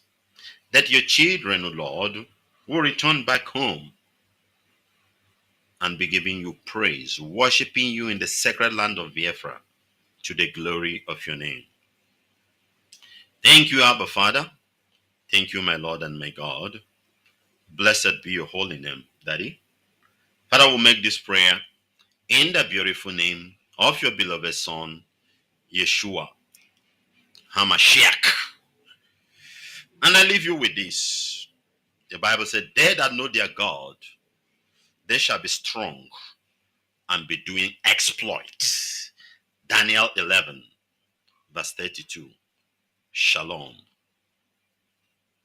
The true goddess. Cascades on it. Biafra. When Nigeria they go see it and Gaza. Biafrans are calling for freedom.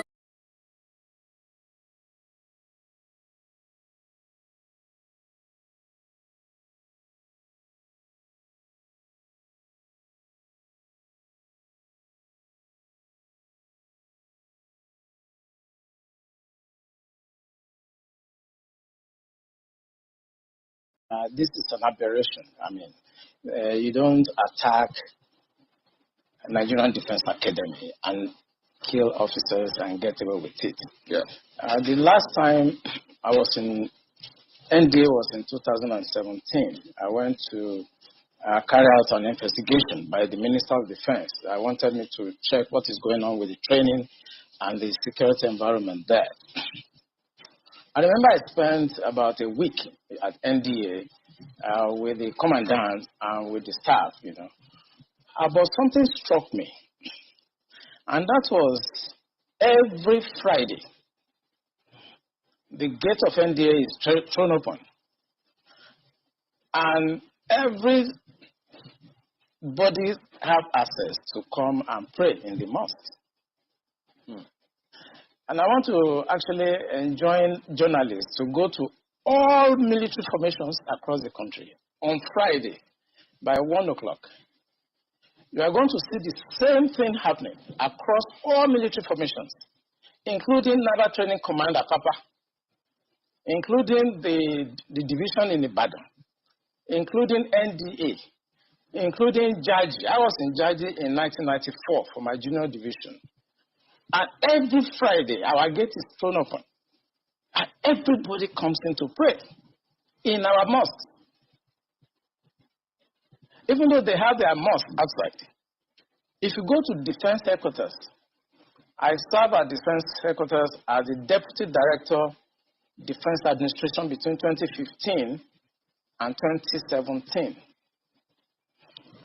Throughout my 2 years at Defense Headquarters, I received visitors only twice because of the strict security architectures at the Defense Headquarters. But every Friday, the gate of Defense Headquarters is thrown wide open for everybody to come in and do Jumat. That is the time the terrorists have the time to profile our security environment. Has that always been the case? It has always been the case. I've served the military intelligence for the past 35 years. It has always been the case. Our problem is religion and social-cultural. I mean, people will expect me to come here and start talking about kinetics, about operation and so on. I've been an operational commander all my life. I commanded warships, I commanded troops, I commanded men outside Nigeria and so on. But I'm not going to come to your station to discuss kinetics. The problem is not kinetics. In 2017, 2016, I'm always a member of the Security and Intelligence Brief at the Defense Headquarters. I told them, General Lawrence Shakin then, that the challenge we have in this country cannot be solved the same way we solved the problem of Niger Delta. The Niger Delta problem was solved during Yaradua time, basically by me. And I told them that we can't use that same template for Boko Haram. I told General Nwachineke to look at the center of gravity of the problem. And we all came together. I was made a member of the committee, including Atahiru that just died was a member of that committee in 2016, 2017. And we came to a conclusion after several arguments. The arguments were three. To identify the center of gravity of the problem, one group said it is the fighters, the Boko Haram fighters are the center of gravity, so we should go after them. Another group said the center of gravity of Boko Haram is Abubakar Shekau. So if you go after Abubakar Shekau, then the problem of Boko Haram will be solved. I took exception to the group. I said that is not the center of gravity of the problem of Boko Haram insurgency that we were having between that 2012 and 2017. And General Nwachineke asked me, why are you giving problem? What is the problem? Give us the answer. And I told General Nwachineke, if I tell you the answer, you're not going to be able to solve the problem. He said, what is the problem? I said, the center of gravity of Boko Haram and insurgency in Nigeria are the sponsors of that program. It was beyond us. Because the job we need to do is kinetics. Fight, destroy places, resolve issues. Yeah. But we cannot resolve issue of sponsors of Boko Haram that were in Buhari's government, that we know them. When you say we, who? I was in the military intelligence. Okay. And the defense headquarters staff that I work with, they know. And that was why we couldn't pursue that aspect that would have resolved that problem. Because you need to arrest people. And recently, 400 people were gathered as sponsors of Boko Haram. Why is it that Buhari government has refused to try them? So the government knows sponsors of Boko Haram? Of course, it's in the news. In April this year, the government said they have arrested 400 Bureau de Change related, people that were sponsoring Boko Haram. They told us. And Abu Dhabi also helped us to arrest few Nigerians, try them, we know them. Why can't this government, if not that they are partisan and they are actually part of the charade that is going on, why can't they bring those people out for trial? So the Bureau de Change operates on the one hand, but you particularly said people in government. Are those part of the Bureau de Change, or those people that you say are in government are still there, government is aware, and government is condoning them? The people I mentioned that are in government are not these ones they just arrested. You remember this Boko Haram issue started since 2012. Yeah. And I was in the military intelligence that time. We arrested those people. It is my organization that actually conducts interrogation and interview. And they mention names. I mean, I can't come on the air and start mentioning names of people that are presently in government now that I know. Presently in government. That the boys that we arrested mentioned. Some of them are governors now. Some of them are in the Senate. Some of them are in Asu Rock. Why should a government try to cause this kind of embarrassment and insecurity to the sense of what happened yesterday? And the solution I gave them in 2017, because when I identified the center of gravity for General Nwachineke, and they couldn't pursue it, because some of them were ministers. And what I'm saying now, the Department of State Services are listening to me. They know them. Yeah, so the solution I gave them was that if we can't pursue the policy strategic level, because the people that we need to talk to are also, going to be difficult to deal with. I said what they should do now is to conduct two things. We should buy blimps. The blimps are not UAVs. They are not drones. Blimps are equipment that can fly up to 10,000 feet 30,000 feet, static if you want, mobile if you want, and they carry a lot of payload. We saw them in Afghanistan. We saw them in Kenya. This will be something that can give us real-time intelligence, and we can know where these bandits or terrorists, where they emanate from, when they finish operations that they've done, where they go back to. Okay. Well, they did not buy this equipment up to. No. Okay, you said quite a number of things. Let's pick up on some of them and see if we could make some, if we could shed some further light on some of them. Since 2012, I mean, you've been in operation, as you said, ever since that time. You questioned several people, and some people were identified at that time. Did the government at that time try any of them? Or were any of them also in government at the time?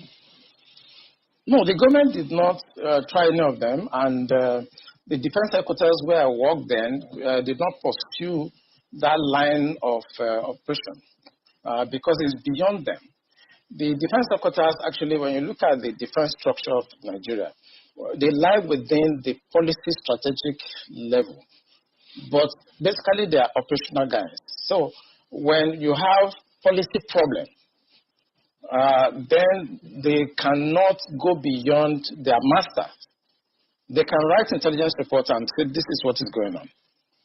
And we've seen that the present government know what is going on. I'm sorry, is this a policy problem? I mean, the laws are clear. If someone is said to be involved in something as devious as this, the laws are clear. This person is meant to be arrested, questioned. I mean, it's quite clear. So is it a policy problem? We have the laws, though. What is stopping the security agencies from actually enforcing the law, since that's what they are? I think what is stopping them is like when you are a member of a church and your pastor have decided to be at a certain level of spiritualism and you're a member of that church, you cannot be higher than your pastor spiritually. You can't, no matter what you do. So this is the same religion you spoke about? Yes. In real life, you see that the defense headquarters cannot conduct any operations that is not sanctioned by the commander-in-chief of the armed forces. Yeah. They cannot. No matter how small, little they cannot. When the Yar'Adua government decided to put an end to Niger Delta militancy, that was in 2007. What he did was simple. He called all the security chiefs and all the intelligence chiefs and tasked them to come up with a solution. The Defense Intelligence Agency, the National Intelligence Agency, the Department of State Services were called with the Inspector General of Police and the Interpol to come up with the solution to the problem. Then the problem was Niger Delta. The president was Yar'Adua. He was dispassionate. He wanted to solve the problem. Within 6 months, we solved the problem. I remember I have to go to Angola to go and bring Herioka, and nobody in Nigeria knew what we did. All we know is that since 27, 28 that we conducted our operation under Yar'Adua, Niger Delta issue has remained manageable. This government does not want to resolve this problem. They are escalating it because of tribal and religious sentiments. So when you say this government does not want to resolve it, don't forget the same government has purchased, in fact, they're going to induct the Sokoto Kanu jet because of, the insecurity situation. The president has had to change guards, as it were, as a result of people's clamor. I imagine if that was not in the thinking, why would you go that length to make some of the, some of the pronouncements, the meetings that have happened, the purchase, the change of guard and the rest? Why would they do all that if they don't want to solve this? Because that is not the solution. What you just mentioned is not the solution. When you have a problem at policy level, strategic level, operational level, when you have a problem, what you need to do is to identify the center of gravity of that problem and attack it. That's what you do. What they are doing is not attacking the center of gravity of the problem of Boko Haram and insurgency. So if the president is buying super to Kanu, is changing service chiefs, that is not the solution. This government does not want to resolve it. Don't forget, the same government has purchased. In fact, they're going to induct the super to Kanu jet. Because you have a problem at policy level, strategic level, operational level. When you have a problem, what you need to do is to identify the center of gravity of that problem and attack it. That's what you do. What they are doing is not attacking the center of gravity of the problem of Boko Haram and insurgency. So if the president is buying super to Kanu, is changing service chiefs, that is not the solution. We are looking at the wrong side. It's not kinetic. It's politics. Are you ruling out kinetic altogether? I can't rule out kinetic because it's a spectrum. It's a spectrum, so you can't rule out something. But the center of gravity is what they should look at. And what is it? I'm saying it on this channel. It is the sponsor of Boko Haram and bandits. I'm speaking about the sponsors. When you say the DSS, and they could be listening to you, but so they profile, part of their responsibility is to profile all of these persons before they either vie for elections or before, they are nominated for any of these positions. Doesn't that happen? Don't they get into it and say, look, this and this is what we found, and then we don't think that this should proceed further? Doesn't that happen? It does. When I worked with the DSS in 2007, because when Yaradua approved the operational order that we did, we now have to work together as a team. He actually forced all of us to sit down together and work together. I was surprised at the tremendous amount of information had by DSS. I was shocked. We in DI, I was in Defense Intelligence Agency, and when they were forced to bring out the files, I was shocked. They have so much information at DSS presently as I'm talking about what I'm talking about. They have. But you see, if a fish is going to get spoiled, it's going to start getting spoiled from the head. The DSS will not do anything except the commander-in-chief's body language shows that this is the direction I want to go. That is where the problem is. The DSS has tremendous information. By the time 2023 is here and somebody takes over and wants to undo some of this evil that I've seen in this country, you'll be surprised names that the DSS will bring out. They have the information. There's nothing I'm going to say here that they don't have. The defense headquarters have the solution for the kinetic aspect. They do. I'm not going to come here to advise them. I work with them, and they're still there. The chief of naval staff was in the intelligence with me. We were together in Defense Intelligence Agency. That's Vice Admiral Gambo. I know these people are good. They know what to do. It's not that they have problems. It has to do with politics. The sponsors, people that feel that this country should be Islamized. Assuming but not conceding that, that all of this is the case. So what is the end game? Because I imagine as a strategist, that's what you think about. So these things are happening. What is the end game? So why will this be allowed to fester? For what purpose? The end game for them, because normally when you want to look at this type of challenges, what you do is that you go through what we call the intelligence cycle. Okay? When you do the processing and you do the analysis before dissemination point, you discover that the end game for them is to just turn this country into like a Taliban type of country. And it's a mindset. And anything goes. In other words, 10% casualties, 20% casualties is allowed in trying to achieve the end game of Islamizing this country. That's for the terrorists, the bandits. It's not for the terrorists and the bandits, for the sponsors. Because I told you, and I will repeat on this channel, the sponsors of Boko Haram and the bandits are the problems. And defense headquarters, the army headquarters, the naval headquarters, the air force cannot do anything about that. Buhari has to do something about that. The Interpol has the list of those people that are sponsoring Boko Haram. I work with Interpol. They should ask, if they don't know, they should ask. The government of Dubai, they have the list of those people. During the trial of those people that were caught. Names were mentioned. They have the list. The government also told us that they've arrested 400 sponsors of Boko Haram. Why should the government not try those people and bring peace and harmony and safety to this nation? Why won't the government do that?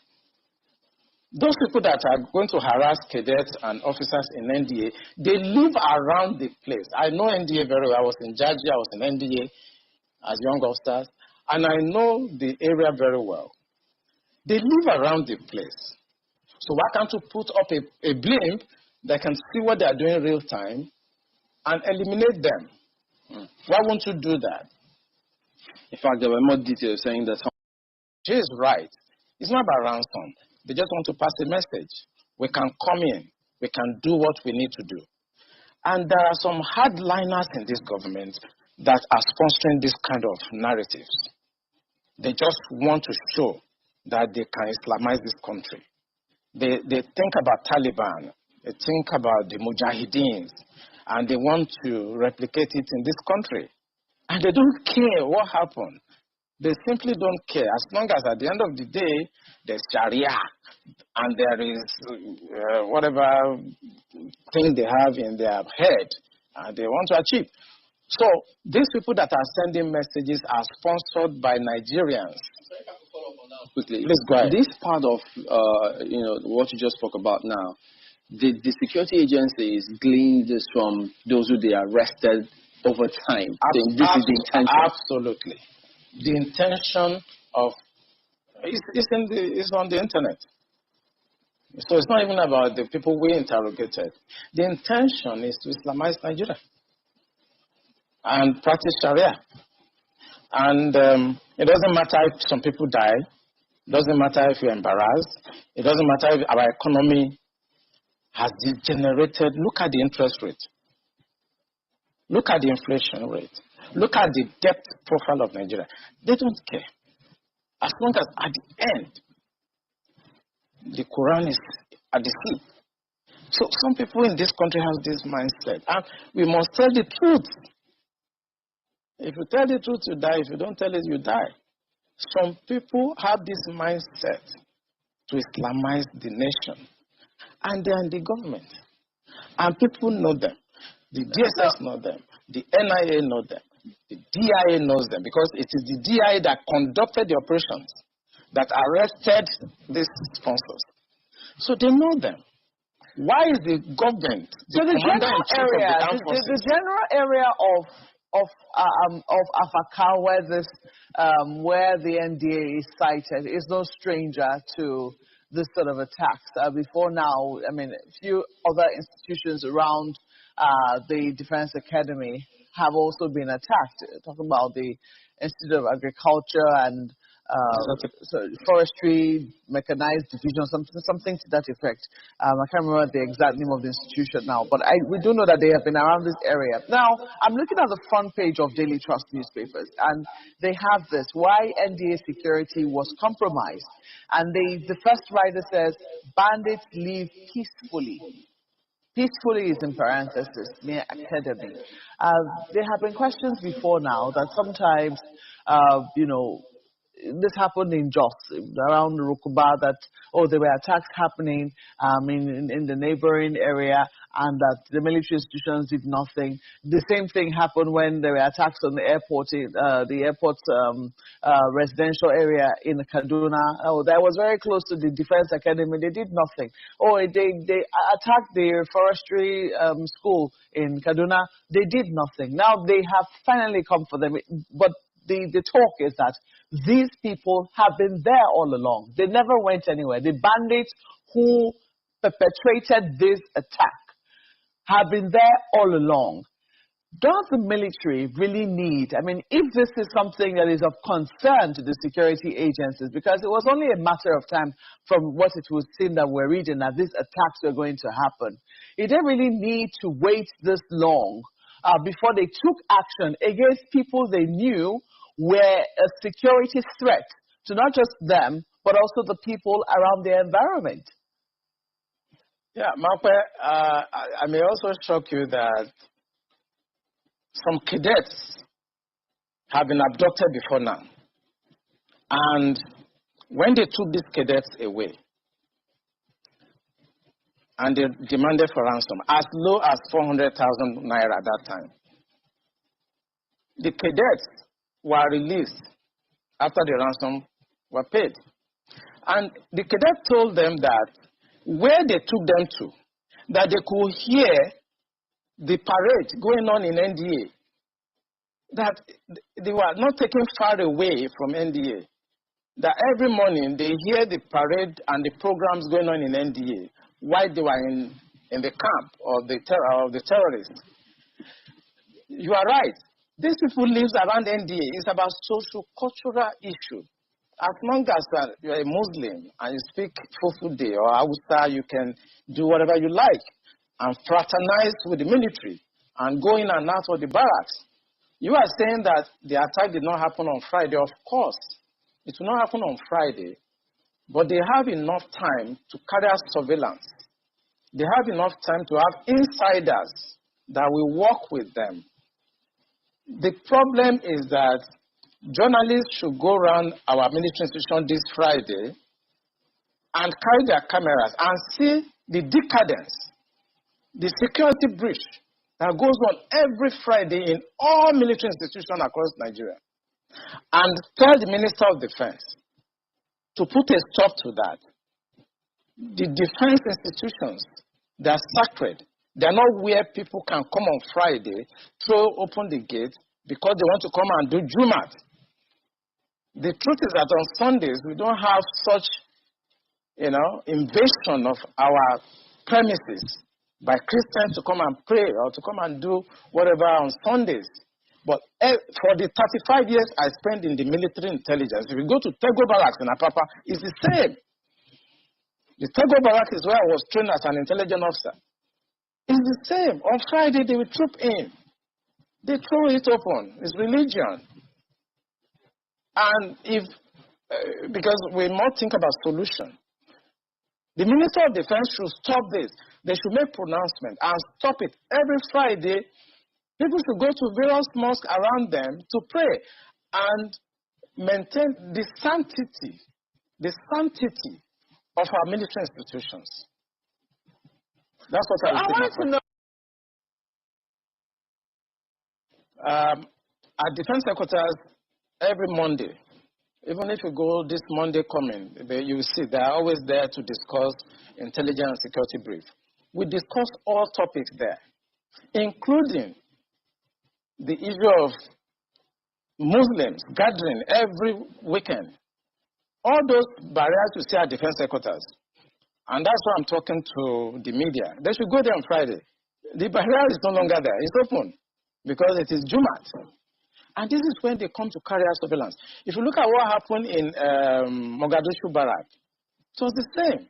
There was the time they went there and blasted the place and killed a lot of people. It's these same people that are allowed to have access on Fridays and become members of the mess because they are, it's a social-cultural issue. So I think we should begin to look, the Minister of Defense should put an end to this because for 35 years of my stay in the military intelligence, it has been the case. Both naval institutions, Air Force institutions, Army institutions, even the Department of State Services. Once it's Friday, the gates are thrown open. And people come from outside.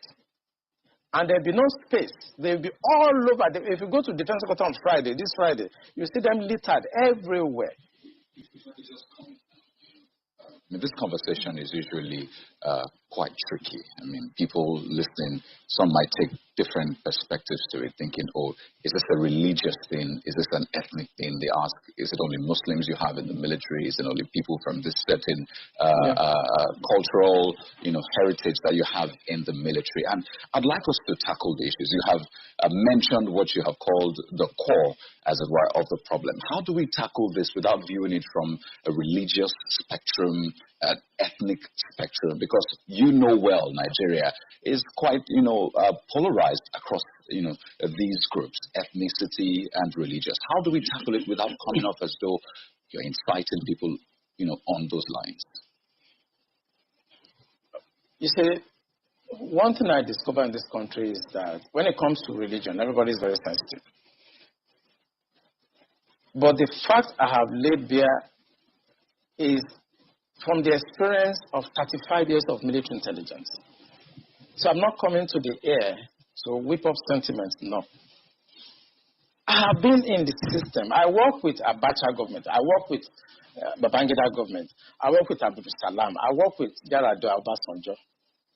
As a core insider of operations, I belong to a group of people that you are not supposed to see, people that you are not supposed to hear, because we have 3 classes of military officers. I belong to the wars group. I lost my family because my family does not have to know where I have been, where I have gone, and I cannot talk. I've seen Colonel Lu here, I've seen Stan Lambo. Some of us belong to that group that we are not supposed to be seen, and we are not supposed to be heard. The truth I'm telling you now is not about sentiment. Is that there are a group of people in this country that feels that this country should be Islamized. This is a fact. Except you want me to start mentioning names of people in this government that we have interrogated. I was a member of an interrogation team, and I've interrogated a very high-ranking member of this government in 2007, 2008 on issue of Boko Haram. I interrogated him. He's in this government right now. And what was the issue? Boko Haram. And this senior officer was actually let go because he was found culpable. But right now he's in the government. You see, we must say the truth, because if you don't, this country is going down the precipice. We have been set back more than 60 years right now. We've gone back to the time before 1966 now. And whoever is coming back to repair this country has a lot of work to do. This country has never been polarized, so we cannot run away from it. We have never been this much polarized. I'm a federal person. My mind is federal. My brain is federal. My loyalty is federal. I do things for the federal government. So I cannot come here and try to be sentimental. No, I'm a federal person. So will your life be at risk now that they're hearing you? I don't care. I don't care. And my colleagues, they know me. Those people that listen to me, they know me. I don't care. The issue is that this country is bigger than an individual. That is the issue. This country is bigger than individuals. Buhari will come and go. Eliminating me or killing me will not solve the problem. And will not add value. But he will come and go. And somebody must come and repair the damage to the psyche of this society. The damage to the polarization, to the nepotism that I've never seen in my life. I work with all these presidents. This is the worst situation I've found myself. And believe me, internet does not forget. I was part of the people that helped to bring Buhari to government because I believe in him. Have you worked with the government after that? After you helped bring the government? Oh, of course, I worked with him. We brought him in 2015, and I work as the Deputy Director of Defense Administration. And we have a lot of hope in him. And we actually are ready to do anything for him. What he has turned out over the years is shocking to us. I was in Harvard in 2014, in December, when the Department of State Services and CIA and others were contemplating about Buhari and other aspirants. I know what we did to convince the American government that the only person that can come and put this country right is Buhari. That was before the Lagos, APC, before they chose within. Right. And that was how Tinubu came in. We know what we did, but what he has done in the past 6 years is shocking. It's unprecedented. And it should not be allowed to be swept under the carpet because the damage to the psyche of this country is monumental. We'll talk more on this, but pardon me, we've got minutes. And now you look at the entire procedure, how this attack was carried out. And then they also said that those who were supposed to be manning the CCTV were sleeping at that time. So if you look at all this chain of events, what does that tell you? Yeah, I think, when you come to tactical operations, the most important element for us is surprise. It doesn't matter whether they slept off, whether the people that are supposed to be.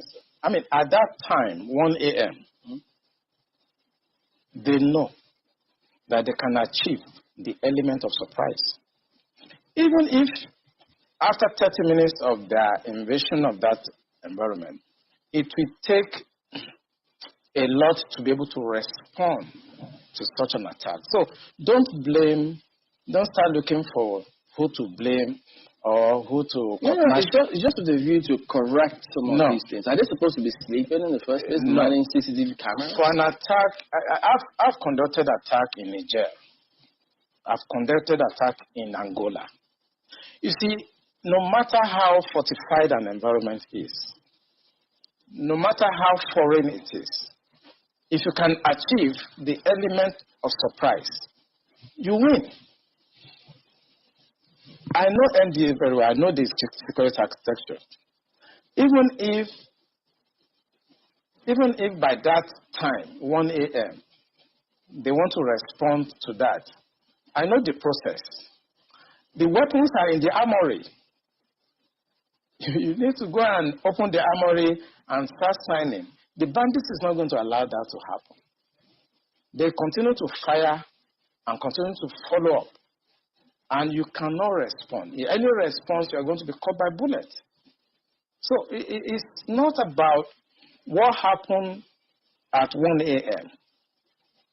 Gentlemen, it's about what has been happening for the past 2 years, 3 years, where these people have been having access, unfettered access to NDA. And they carry out their surveillance, and they know the right time to strike. It's about 2-3 years back. It's not about now. So anybody that wants to investigate this issue should not look at now. They should look at what has happened in the past 2 years, 3 years, how porous the place has been, and try to mitigate it. Two issues I'd like to quickly raise. First, do you also agree with the theory of insider collaboration for this to have happened in such brazen manner? Absolutely.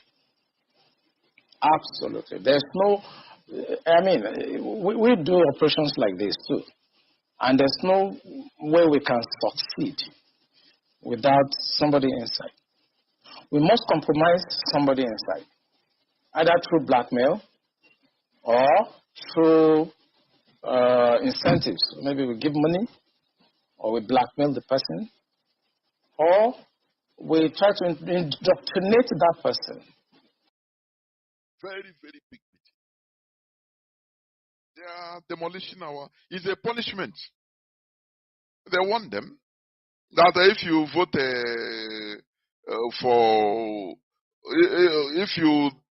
if you don't vote for their choice candidate, that they will retaliate. That is it. So you tell me, are you not a slave in Nigeria? Okay. Iwanyanwu told you, stay in Lagos. Okay, so what are they doing today? What are they doing today? Your house is gone. Maybe the house you use more up to 100 million naira to build, to buy land and build, or more than, is gone. It's gone. They will write it off that that place is meant for industrial estate. And they will go and show you an open ocean. Say, okay, come. They will sell to you open ocean. Ndi Obambo. Very stupid, gullible set of people. Ndi. They will start hustling. No, they make this side. No, they quite cheap. What is happening? Sometimes I say, what is happening to our brain? What is happening? How? When should we learn? It's a very big question. When should we learn? As it is happening, the worst part is as they are demolishing in Ajao Estate, or people in other Igbos in other part of Lagos. Many of them don't even care. They don't even know. They say no. They only call them now and say no. When the line will be open, I will like people from Lagos to call. Just like one comrade that called sometime when they were attacking, burnt down. When they burnt down Igbo business market in Apapa. He said no is it Wilma? He said no, here we are living in peace with it. It never happened to on air. Maybe he's listening to me. That is the fundamentally flawed mentality we have. As they are watching this in the social media, one of us, they are lamenting. As usual, Igbos are synonymous with lamentation. Before you know it, you will go and seek solace in the church. That is it. That is the only thing. Others in other parts of Lagos, they will be thanking God, praising Jesus that he never reached their side. Do you see the mess we are in? We are in a very big mess. The most pathetic, the worst is the mental mess we are in. If we start thinking in another way around, let me tell you, what has happened since before Odimegwu Ojukwu died, when he went to open trade fair? What did he tell them? Igbo Zuzu, Kwenu.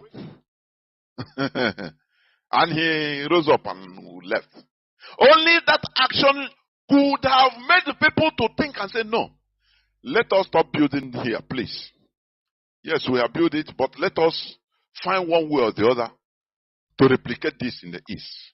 It doesn't matter the difficulty. It's all here. You understand? Let us do it. Because here, what this man see and the colors in this is not small thing. But people that are sentenced into individual survival, you will see few people that are, tell them that it don't matter, don't worry, here in Lagos, I won't do it now, don't worry, I will bump.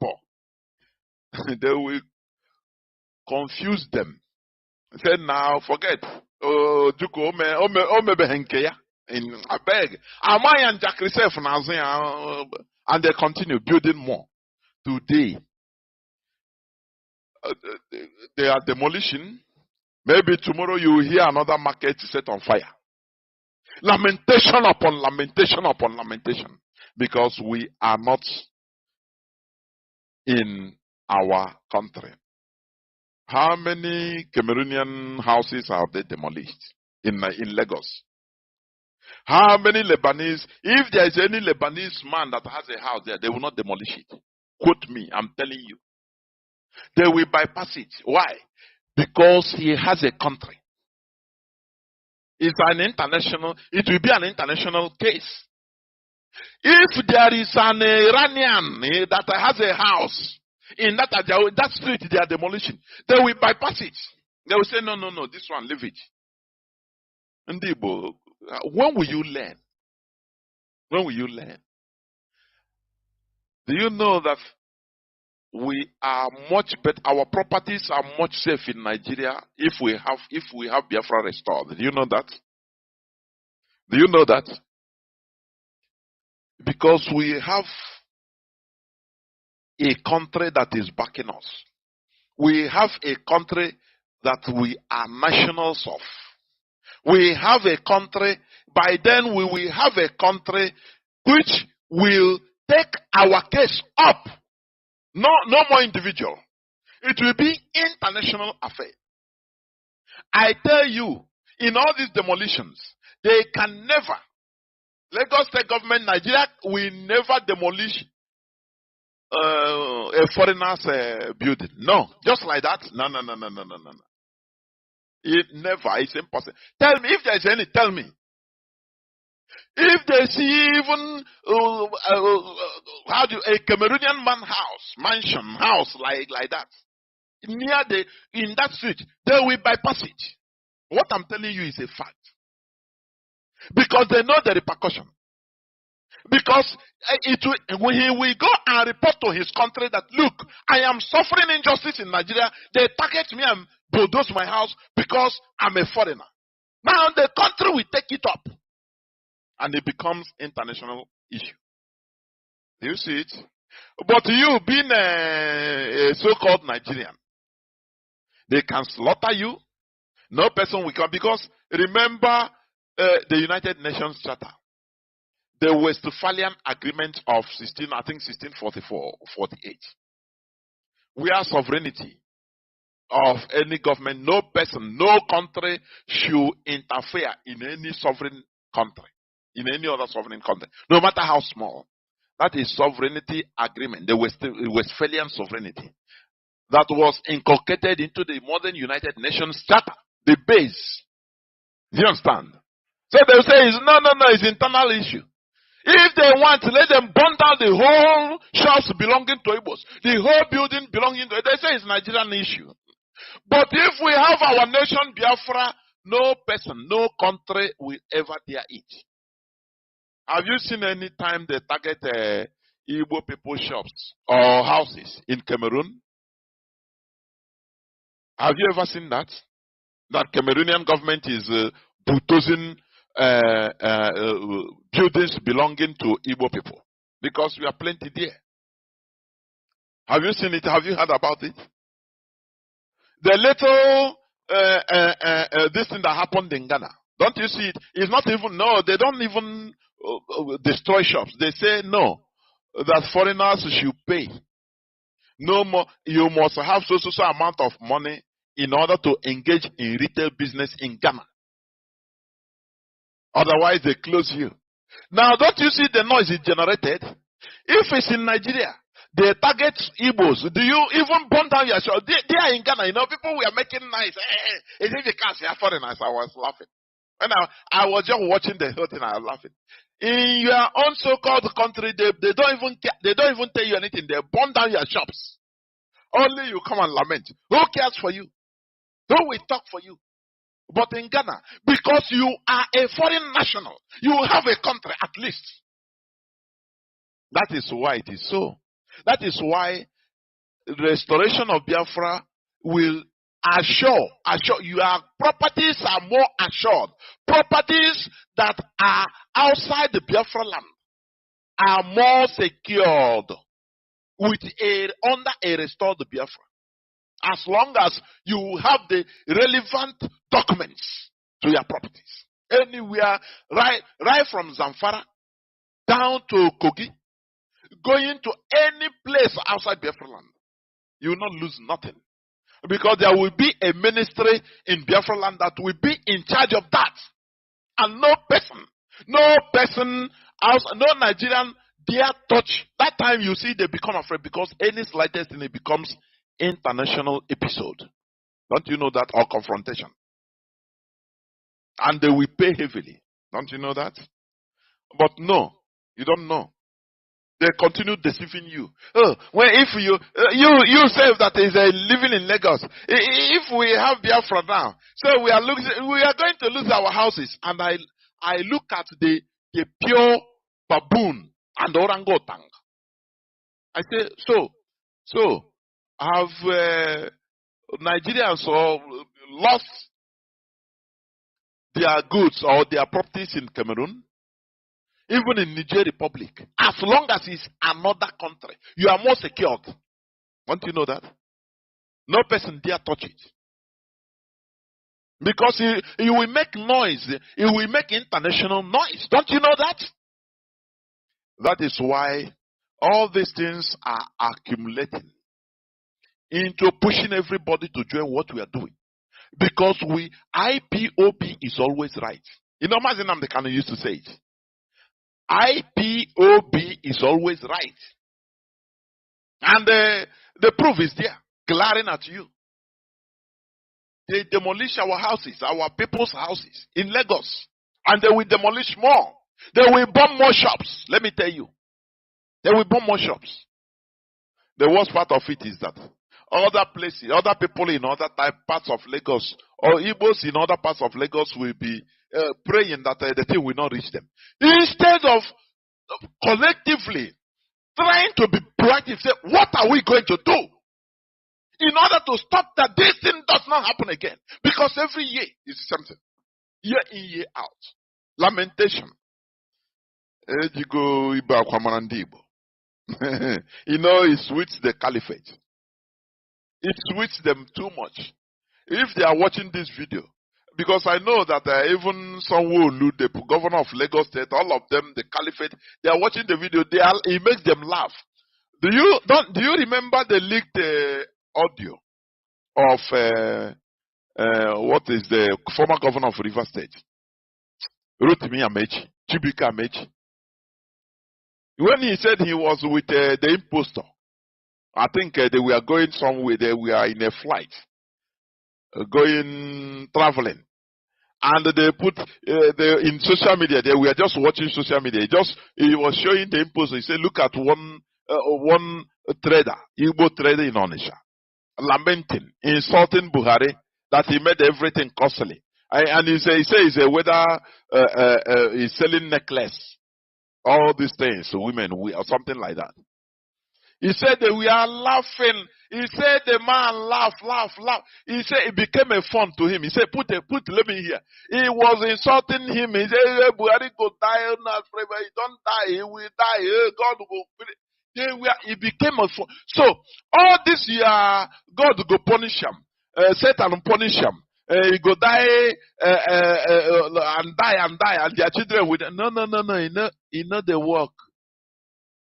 Make I tell you, the work. That energy, save that energy they used to cause them. In nothing, the work. Go on, live life now. It's still their life. You don't know? Oh, okay. If all those causes, insult, this and that, they work. Obasanjo for don't die now. But he say he can't pay. But he slaughtered us. So, who will take care of them is we human beings. When we gather, we plan, we take care of them. So I want to know, hey, God will punish them. These people, God will never punish them. God, they laugh. They laugh for you. They bless them more. Make I tell you. Until you get sense. Because you don't get sense. If you get sense, you forheed to the advice, to the clarion call of our leader, Mazi Nwachineke. Mazi Nwachineke, he went to World Igbo Congress 2015 and told them, look, I need guns and bullets. He have told them with a proverb they don't understand. He talked to people, he talked to them with a poem. No way. Prose, they don't understand. He said, okay, let me come clear. I need guns and bullets. I need guns and bullets to protect you people, not to protect me only. To protect for our collective protection. They say, what are you talking? You want to war? You want to war? You are talking of mention again. You say what? Guns and bullets for what? Today, what is it? Do you see in this UG? Another person there, his interest is, I am Chief Omeri, one of Ndiolumbe. I am Akanachiro Hawan. So, I am doctor, I have doctorate degree with Fulo Soyinka. It's with that. Now, I want to ask you that to come to ask us for God. Please, which passport you use come? Make I know whether a Biafra passport you use. You will see a human being. But what you are seeing is just an illusion. I'm telling you. Because Why is it illusion? Because when he speaks, what is inside him, inside the brain is, water. Tolodo. Just all can nothing. They don't plan for the future. They don't understand the political situation or being politically conscious. All they live is for the day. They hustle, they make the money, spend it, spray it as royal chieftaincy title. And the world ends there. They don't care about what is happening to them as a people. They don't calculate what it is happening to us today. How is it going to be tomorrow? No, that is not their calculation. It's a curse. It's a curse. And you are getting it in the hard way. We are getting it the hard way. It is all of us. We are getting it the hard way. Because whatever concerns one person, touches all of us. We are getting it the hard way. Do you understand? Because many of these people, they can come today and come home today. Tomorrow they turn into kidnappers. Some of them will turn into kidnappers. And before you know, they will kidnap your brother. And you don't know that these are people, what causes them is because of all these things that happened in Lagos. They destroyed all their livelihood. Why? Because we don't have any collectivity. No collective thinking. Everybody is sentenced to go and hustle your own. Be careful of being sentenced to individual hustling. That is the worst thing that can happen to a people. Fulani today, they are on top. Do you know why? Because their collectivity is more important than one person, than their individual. Do you see how Sheikh Gumi is defending them? They are terrorists. He said, no person, do not, during the campaign, presidential campaign, Sheikh Gumi, he said it openly. He said, let no northerner vote for any person that will come to kill all these their terrorists, because those terrorists are their warriors. Let me ask, can an Igbo man say something like this? Or even have a mental, think about like this? Because they are thinking of collectivity. Yes, he's a terrorist, but he says he's their warrior. Leave them. Leave them. And today, that is it. That's why they're on top. Because they think collectively. They don't think about one person being ultras, so others will be bowing down. No. All of them are playing their roles, just moving forward for their collectivity or their collective interest. That is why they are on top today. Are you asking why they are on top? That is the reason why they are the oppressor. They are on top of everybody because they think collectively. Whenever there is something and they issue a statement, issue order in their private radios and say, every Fulani, every northerner that is in the south, come home before 5 days. You will see them. Both the Okada riders. But it doesn't matter. They don't know. They don't have any means of going. They will find one way or the other, jump a trailer, say they are going. That is discipline. They have what you don't have.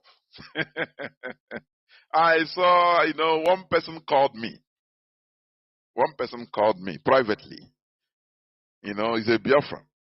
He made a very valid point anyway, but there's something he said. He said, IPOB, is pushing, we are telling them to come back for this census. It's good though. He said, I am living in the north with my family, but I want to come. But why not arrange for, let IPOB arrange for buses so that the people will be coming, every day, one or how many buses, people will come, will enter, because there are people that don't have anything. I say, okay, you have a point. That's it. And that is the mentality of our people. You must provide. No, as long as before you know, you will see some people that will say, nah, if they don't bring money, me I know they go. If they don't pay transport, me I know they go. Waiting. Because he is very primitive to understand the importance of collectivity. He don't understand. A thing that is doing you, or is doing Mazi Nwachineke, or is doing IPOB, you don't know that he is doing himself. Because he's going to suffer the brunt of his primitive decision tomorrow. And his future generations are going to suffer it. But if we push it and say, now them IPOB they give me food. I beg if they provide any money for transport. I beg na them sabi now. If they not provide, now me I know they go, me I dey here, I can't here. So for him, he defied thinking that he's doing Mazi Nwachineke or Mazi Chikedozie or Mazi Chinasanworo or IPOB. Oh, I'm defying, I'm doing them bad. So he's a blackmail. Okay, send me money now. Oh, I know they come. I can't hear. He don't know that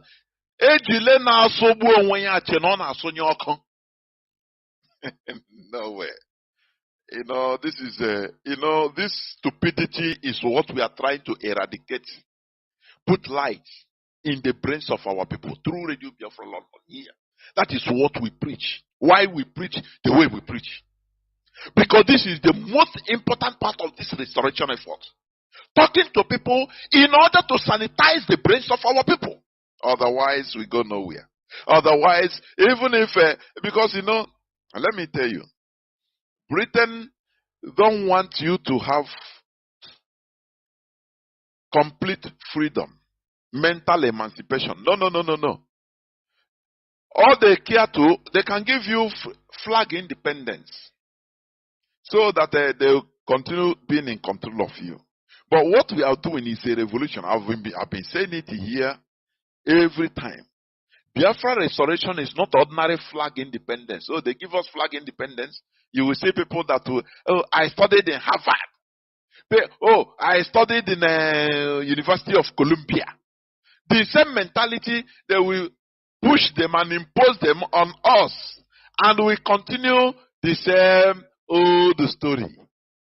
Oh, democracy. Okay, democracy. Okay. What we are doing here is a revolution. First of all, mental revolution. Mental. Because without mental revolution, you can never obtain genuine physical liberation. It's impossible. Because when you have without mental revolution or mental emancipation, you will still depend on foreigners for many things. You will still be receiving orders from Rome, from Archbishop of Canterbury, from Assemblies of God Church in America. To tell you, to teach you, they can change their doctrine anytime.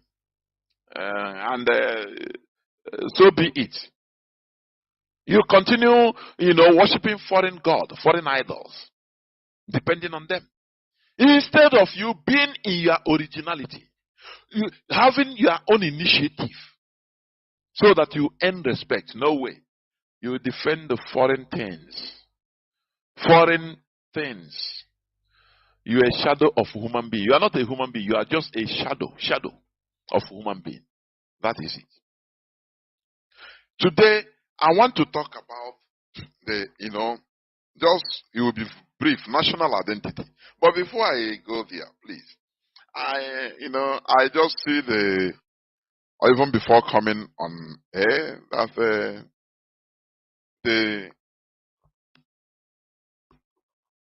the senator of the Federal Republic of Nigeria, former speaker, who, when he was asked a question in Germany, they made noise to the extent that they welcome him home. Nigeria welcomed him home as a hero. This is a senator of the Federal Republic of Nigeria. Ekweremadu has been sentenced to 10 years imprisonment. And he is now controlled by a warder that people that are not even that cannot even near him if he's in Nigeria.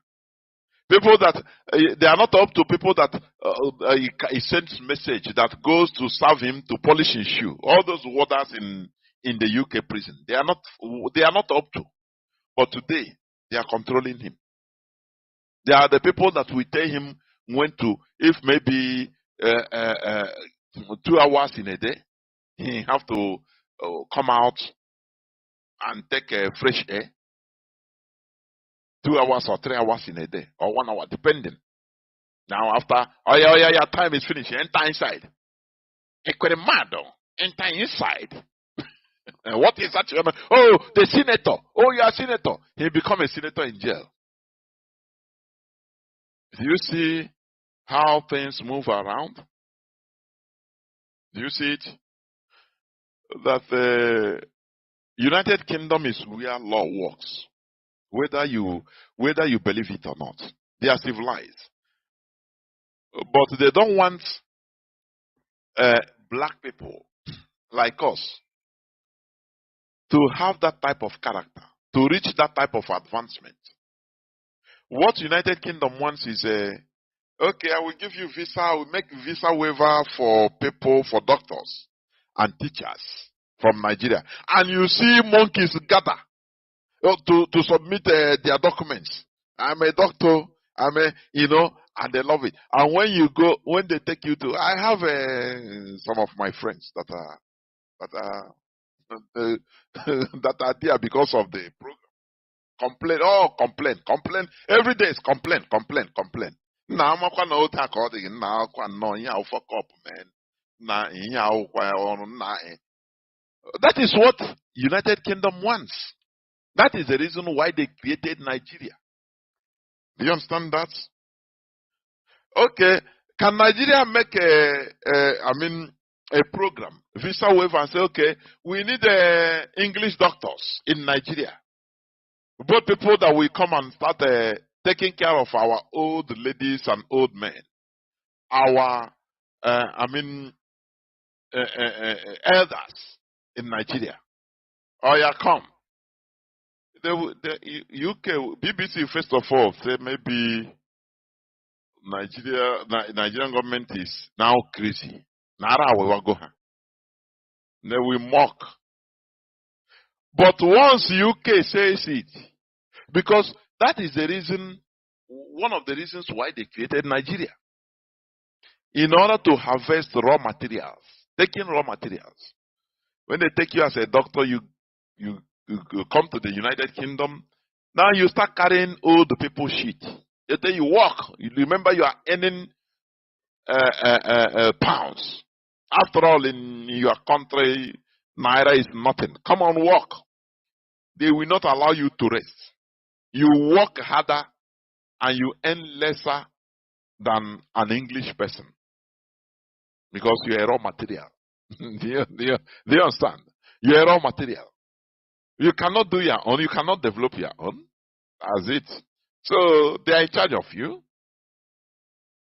They have sentenced Ekweremadu to 10 years imprisonment for his sins, for his crime. In Nigeria, they harvest people's organ. According to the story which I read in the newspaper during the trial, the guy said he ran away because he threatened him when he's afraid to donate the kidney in London. He said, "Hey, I will take you back to Nigeria and I will take it by force." And that threat made the boy to fear because he know what it means. Once he's taken back to Nigeria, finish, he's dead. He's dead because they will tie him and just open without even sedative, open his body and take the kidney and allow him to die painful deaths and leave him. That is how they are doing Biafrans. That is how these politicians are doing. That is how they are working. They harvest mostly Biafrans' organs. That is it. SARS occurs is there. We know what is happening every day. What about is it 7,000 plus pennies, fresh pennies, being from Nigeria, being found in container in a container in China? What is the result of the investigation? Everything has gone down the drain. Why? Because it's politicians that are involved. These are Biafrans. Do you have an investigative journalist that fly, to China, do investigation, underground investigation to find out everything? No way, oh. No way. Oh, Nigeria, that one is forgotten. And they are killing our people, harvesting their organs every day. Ekwemado is now a culprit. Let me say it like that. He's a culprit. Culprit victim. And that's it. He is suffering for his crime. In a country, a sanitized country. That is not Nigeria. In Nigeria, he is untouchable. That's it. Therefore, we must continue. Let me read another news headline. He said, I don't know whether, terrorists sack several communities in Kebbi, Zamfara State, kill over 40 residents, abduct many others. Terrorists in Kebbi, they are continuously doing their bidding, changing the demography in Nigeria. It is happening koro in our eyes, and people are watching, doing nothing, as if everybody is being hypnotized. But IPOB is not. We continue talking about it. They are changing the demography of the North. You understand? That is why, whenever they suspended or postponed the census, they want to take everybody by surprise, this census.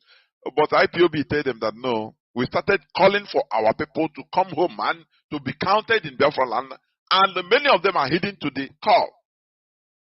He made the Asorok to fear, because it will expose their lies being propagated by the British. So what they do, they postpone this census in order to bring more of their people from Niger, from Chad, from Sudan, from after all Sudan, there is a war there. So they will be pouring in. Don't worry, in no distant time, because the northern borders are porous. It's not manned.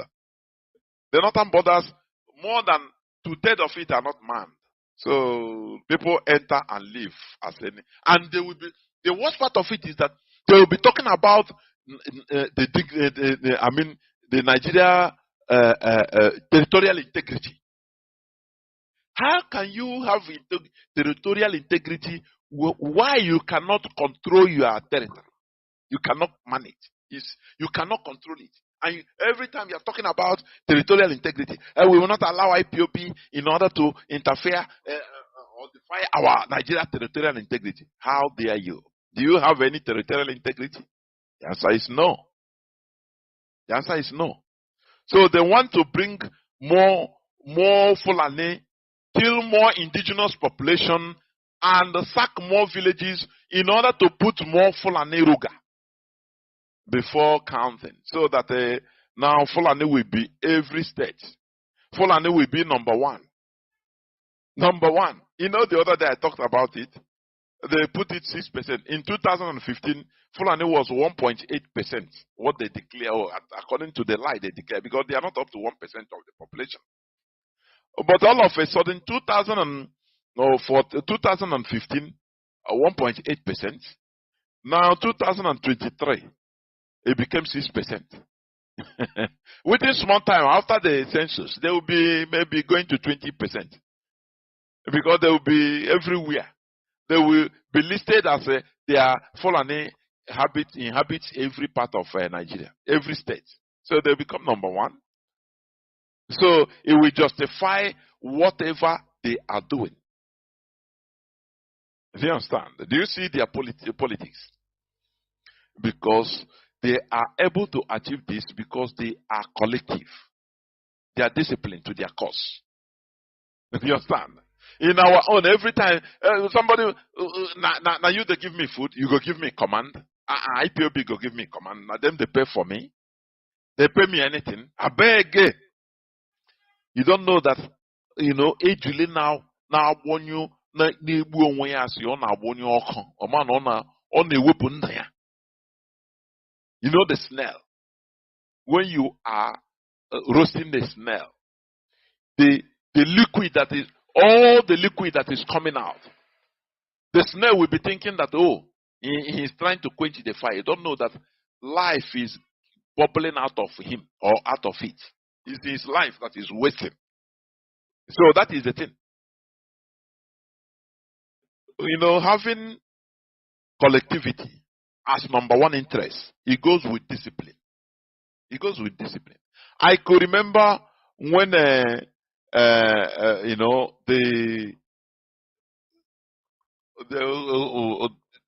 episode that happened in Abba, where Fulani cows were massacred. Immediately they called their people. They say they organize. They call it Northerners. They should go back to the north. They already, before under 24 hours, they have kilometers of convoy of their people going to the north. That is discipline. No question. Oh, they had it in radio. Oh, you don't hear, people will call. Oh, they hear, we they go. That person, he doesn't ask why. That is discipline. Because there is a reason. The people that initiated that, they know more. That is discipline. It civilizes the character. This is too much question. No, why now? Why? If it's our people, first of all say, why now? Why? Are they okay? Are they going to provide my transport? Okay. Are they? You will ask 1 million questions under 1 second. It's a sign of primitivity. Let me tell you. Not disciplined to a cause, a collective cause. Everybody is individual. Now I don't know I can do it. Now then bring me here. I then pay my transport. Command me. You cannot be commanded because you are an animal. Just simple, an animal. A primate, primitive animal like you cannot be commanded. And that is why you are suffering. That is why they are demolishing your houses in Ajao estates. Because when they tell you don't buy, you don't build, they say no. Now you give me money to buy. Maybe my money if I lose, now me lose them now. Today you are losing it and you are crying. You are losing it. There is this clip I used to play. The man called, I will try to find it out. The same thing that happened before Nabulado. The man called people that are not political in nature. They are not politically wise. All that matters to them is live by the day. Oh, they see money. Oh, you are making money. Make money. They don't think about anything, any other thing. Living by the, okay, go sell, make money. Now there is a place in the land. They say they are buying land. Okay, I will buy. Your others are buying. Oh yeah, or you buy. That is the only thing. You reach here in the night. That potana ibana ibana tangwongo itawa. Itache iko gossip. Boy gushi no dia. Comedy, everything rubbish. You don't know what is happening. After you, now go on. The following day, the same thing. Repetition. Until you die. Tell me, what legacy are you living? Are you laying? These people now, what they are doing, our people in Lagos, does it start today? The answer is no. Started so long time. Every time the same thing. The worst is that this thing that happened within small time, these people, everything will be forgotten. For a few days, everything will be forgotten. And others will say, okay, we have established with the Yoruba people here, so no problem.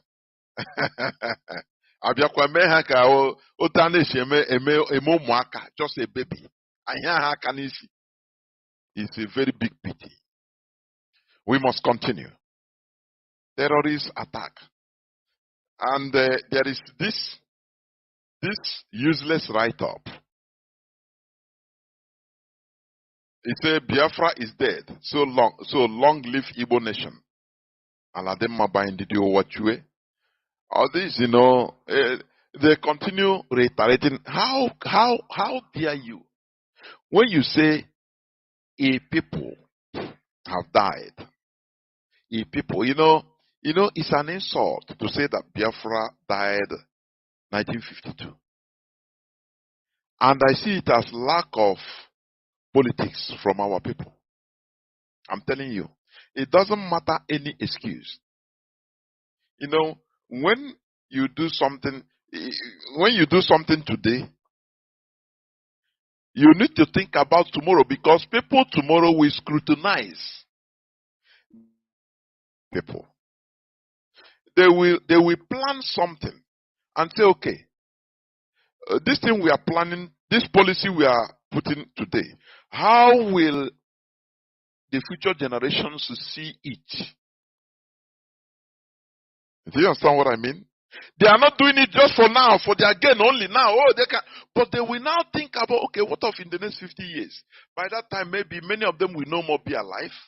Some of them will no more be. They say, they will consider, what about the generation that time? How will they see this issue? That is what we lack. And that is called critical analysis. You think front and back. You critically analyze. So, in order to see all these things, how is it going to be viewed in the next 100 years? That is why I always refer to the people that fought the war. Yes, they tried. But that war shouldn't have ended. It should be kept alive in one way or the other. I heard that many people that time killed themselves. Many Biafran soldiers, instead of surrendering, they killed themselves. Why should you kill yourself? Why not use that energy and meet 1 or 2, 3 people of like-minded people and start doing something? You start destruction. After all, you are accustomed to living inside the bush. I'm telling you. Because if a war of this magnitude, with this type of people, South Sudan, they fought for 39 years. I've been saying this, shouting it every day. Their first war was 17 years. Second time, they had a relative agreement, peace, for less than 10 years. After they carried gun again. For another 22 years, that totaling 39 years. Because for black man to be free, for black man to go against the creation of the white Europeans, they will be subjected to suffer. I am telling you that this is what they will be subjected to suffering, immense suffering. Eritrea, the same thing. Why should why should black monkeys think of being free? Why? That is what they, if Luxembourg is free, black Africa want to be free? For what? Are we equal? If Kosovo is free, does it mean that Biafra should be free? That is their mindset. So they will continue pushing you, making you to suffer. South Sudan, they fought for 39 good years, 1 year short of 40 years. Do you know what it means? Very brutal war with the Janjaweed. Real Janjaweed in Sudan. The brutality is appalling. They continued. They said that fought the first war before they have something like an armistice, a kind of a peace whereby the Janjaweed started encroaching into the peace. He said no. Another set, because that time the set of those people, they have grown old. So many of them have died. The new set of people took over again and started again and said, no, we cannot agree. And they continued. But in our own case, we went into very huge sleeping. Very big one. Snoring. Oh, no victor, no vanquish. Everybody, go to sleep. Go and start looking for what to eat. And you see, real brave Biafran soldiers, some of them started killing themselves. Why? Why not organize? Why not, before you kill yourself, you go and, oh God, that is I call it, I can call it, I'm sorry, but it's not a palatable character. I'm telling you. A war of this magnitude, liberation, And people just all of a sudden went into sleep and forgot, and everything is okay. Where do you see it in this world? Where have you seen it? Is it not we that are still suffering it today? After 50-something years. The same thing. So, this mantra, which is being repeated all the time by Obasanjo, Biafra is dead, so long. Biafra is long dead. Since 52 years. That is what he came to insult us. But Oduduwa is alive. They have Oduduwa house. They have Ariwa house. But Biafra is dead. Do you see the insult they are giving to us every blessed day? But our people are so naive that they don't understand that this is an insult. After all, you see people that are defending the colonial masters, colonial mentality that slaughtered us. Defending the religion they brought. You see people that are ready to defend it with their life. Africans, Ndi Igbo. Why wouldn't the Europeans take you as an ordinary millipede? You're even not up to orangutan, ordinary millipede. Why? India, they have questioning. No. You colonize us, but you cannot we cannot accept this thing you bring to us. It's impossible. They block their brain, say no. This is your religion, we have our religion, we are not going to take it. And today India is doing well. Check any country in this world that is developed with their values. Any country that imbibes on foreign religion, foreign values as their core bedrock value, I'm telling you, they are going nowhere. Unless the foreigners invaded the place, occupying the place today, now develop in that foreign value. Yes, can work. But when the indigenous people start practicing foreign religion, for everything foreign, it never works. That country till thy kingdom come, going nowhere. You're just beating about the bush. You understand me? Because the foreigners you want to use their system to develop, they will not agree. Practically, through their religion, through their system, they will be doing everything against you. They will bring their NGO. Is it not? Go to Borno State, NGO, European NGO, Western NGO, full everywhere there. Oh, Save the Children. Oh, this is office for Save the Children. This is one for Save the Woman. Bring back our girls is this house. Where there is war. Do you think that they are really saving the children? The answer is no. They are stealing cobelium, financing the war to continue forever. So that they continue stealing cobelium, continue stealing jasmine, continue stealing gold and diamond. There are all kinds of rare earth that are found there. But they will come on television. You see the children, we are saving them, giving them chocolate, okay? In the night, they will disappear. One of them will disappear and go meet the ISWAP commanders, and they dig out maybe 1 kilogram of cobelium that is worth $270 million. They will give them 100,000 cash for 1 kilogram. And they will, God is using this infidel in order to sponsor them to sponsor the spread of Allah everywhere. And they will promise them, don't worry, another destination of weapon of $50,000 is coming, making it 150,000 for 1 kilogram of Californium. Something that's supposed to be $270-something million.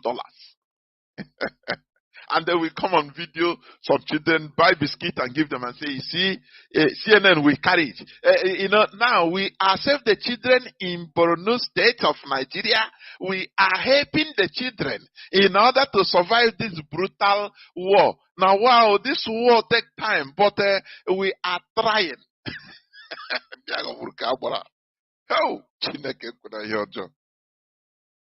and the war continues. People continue dying.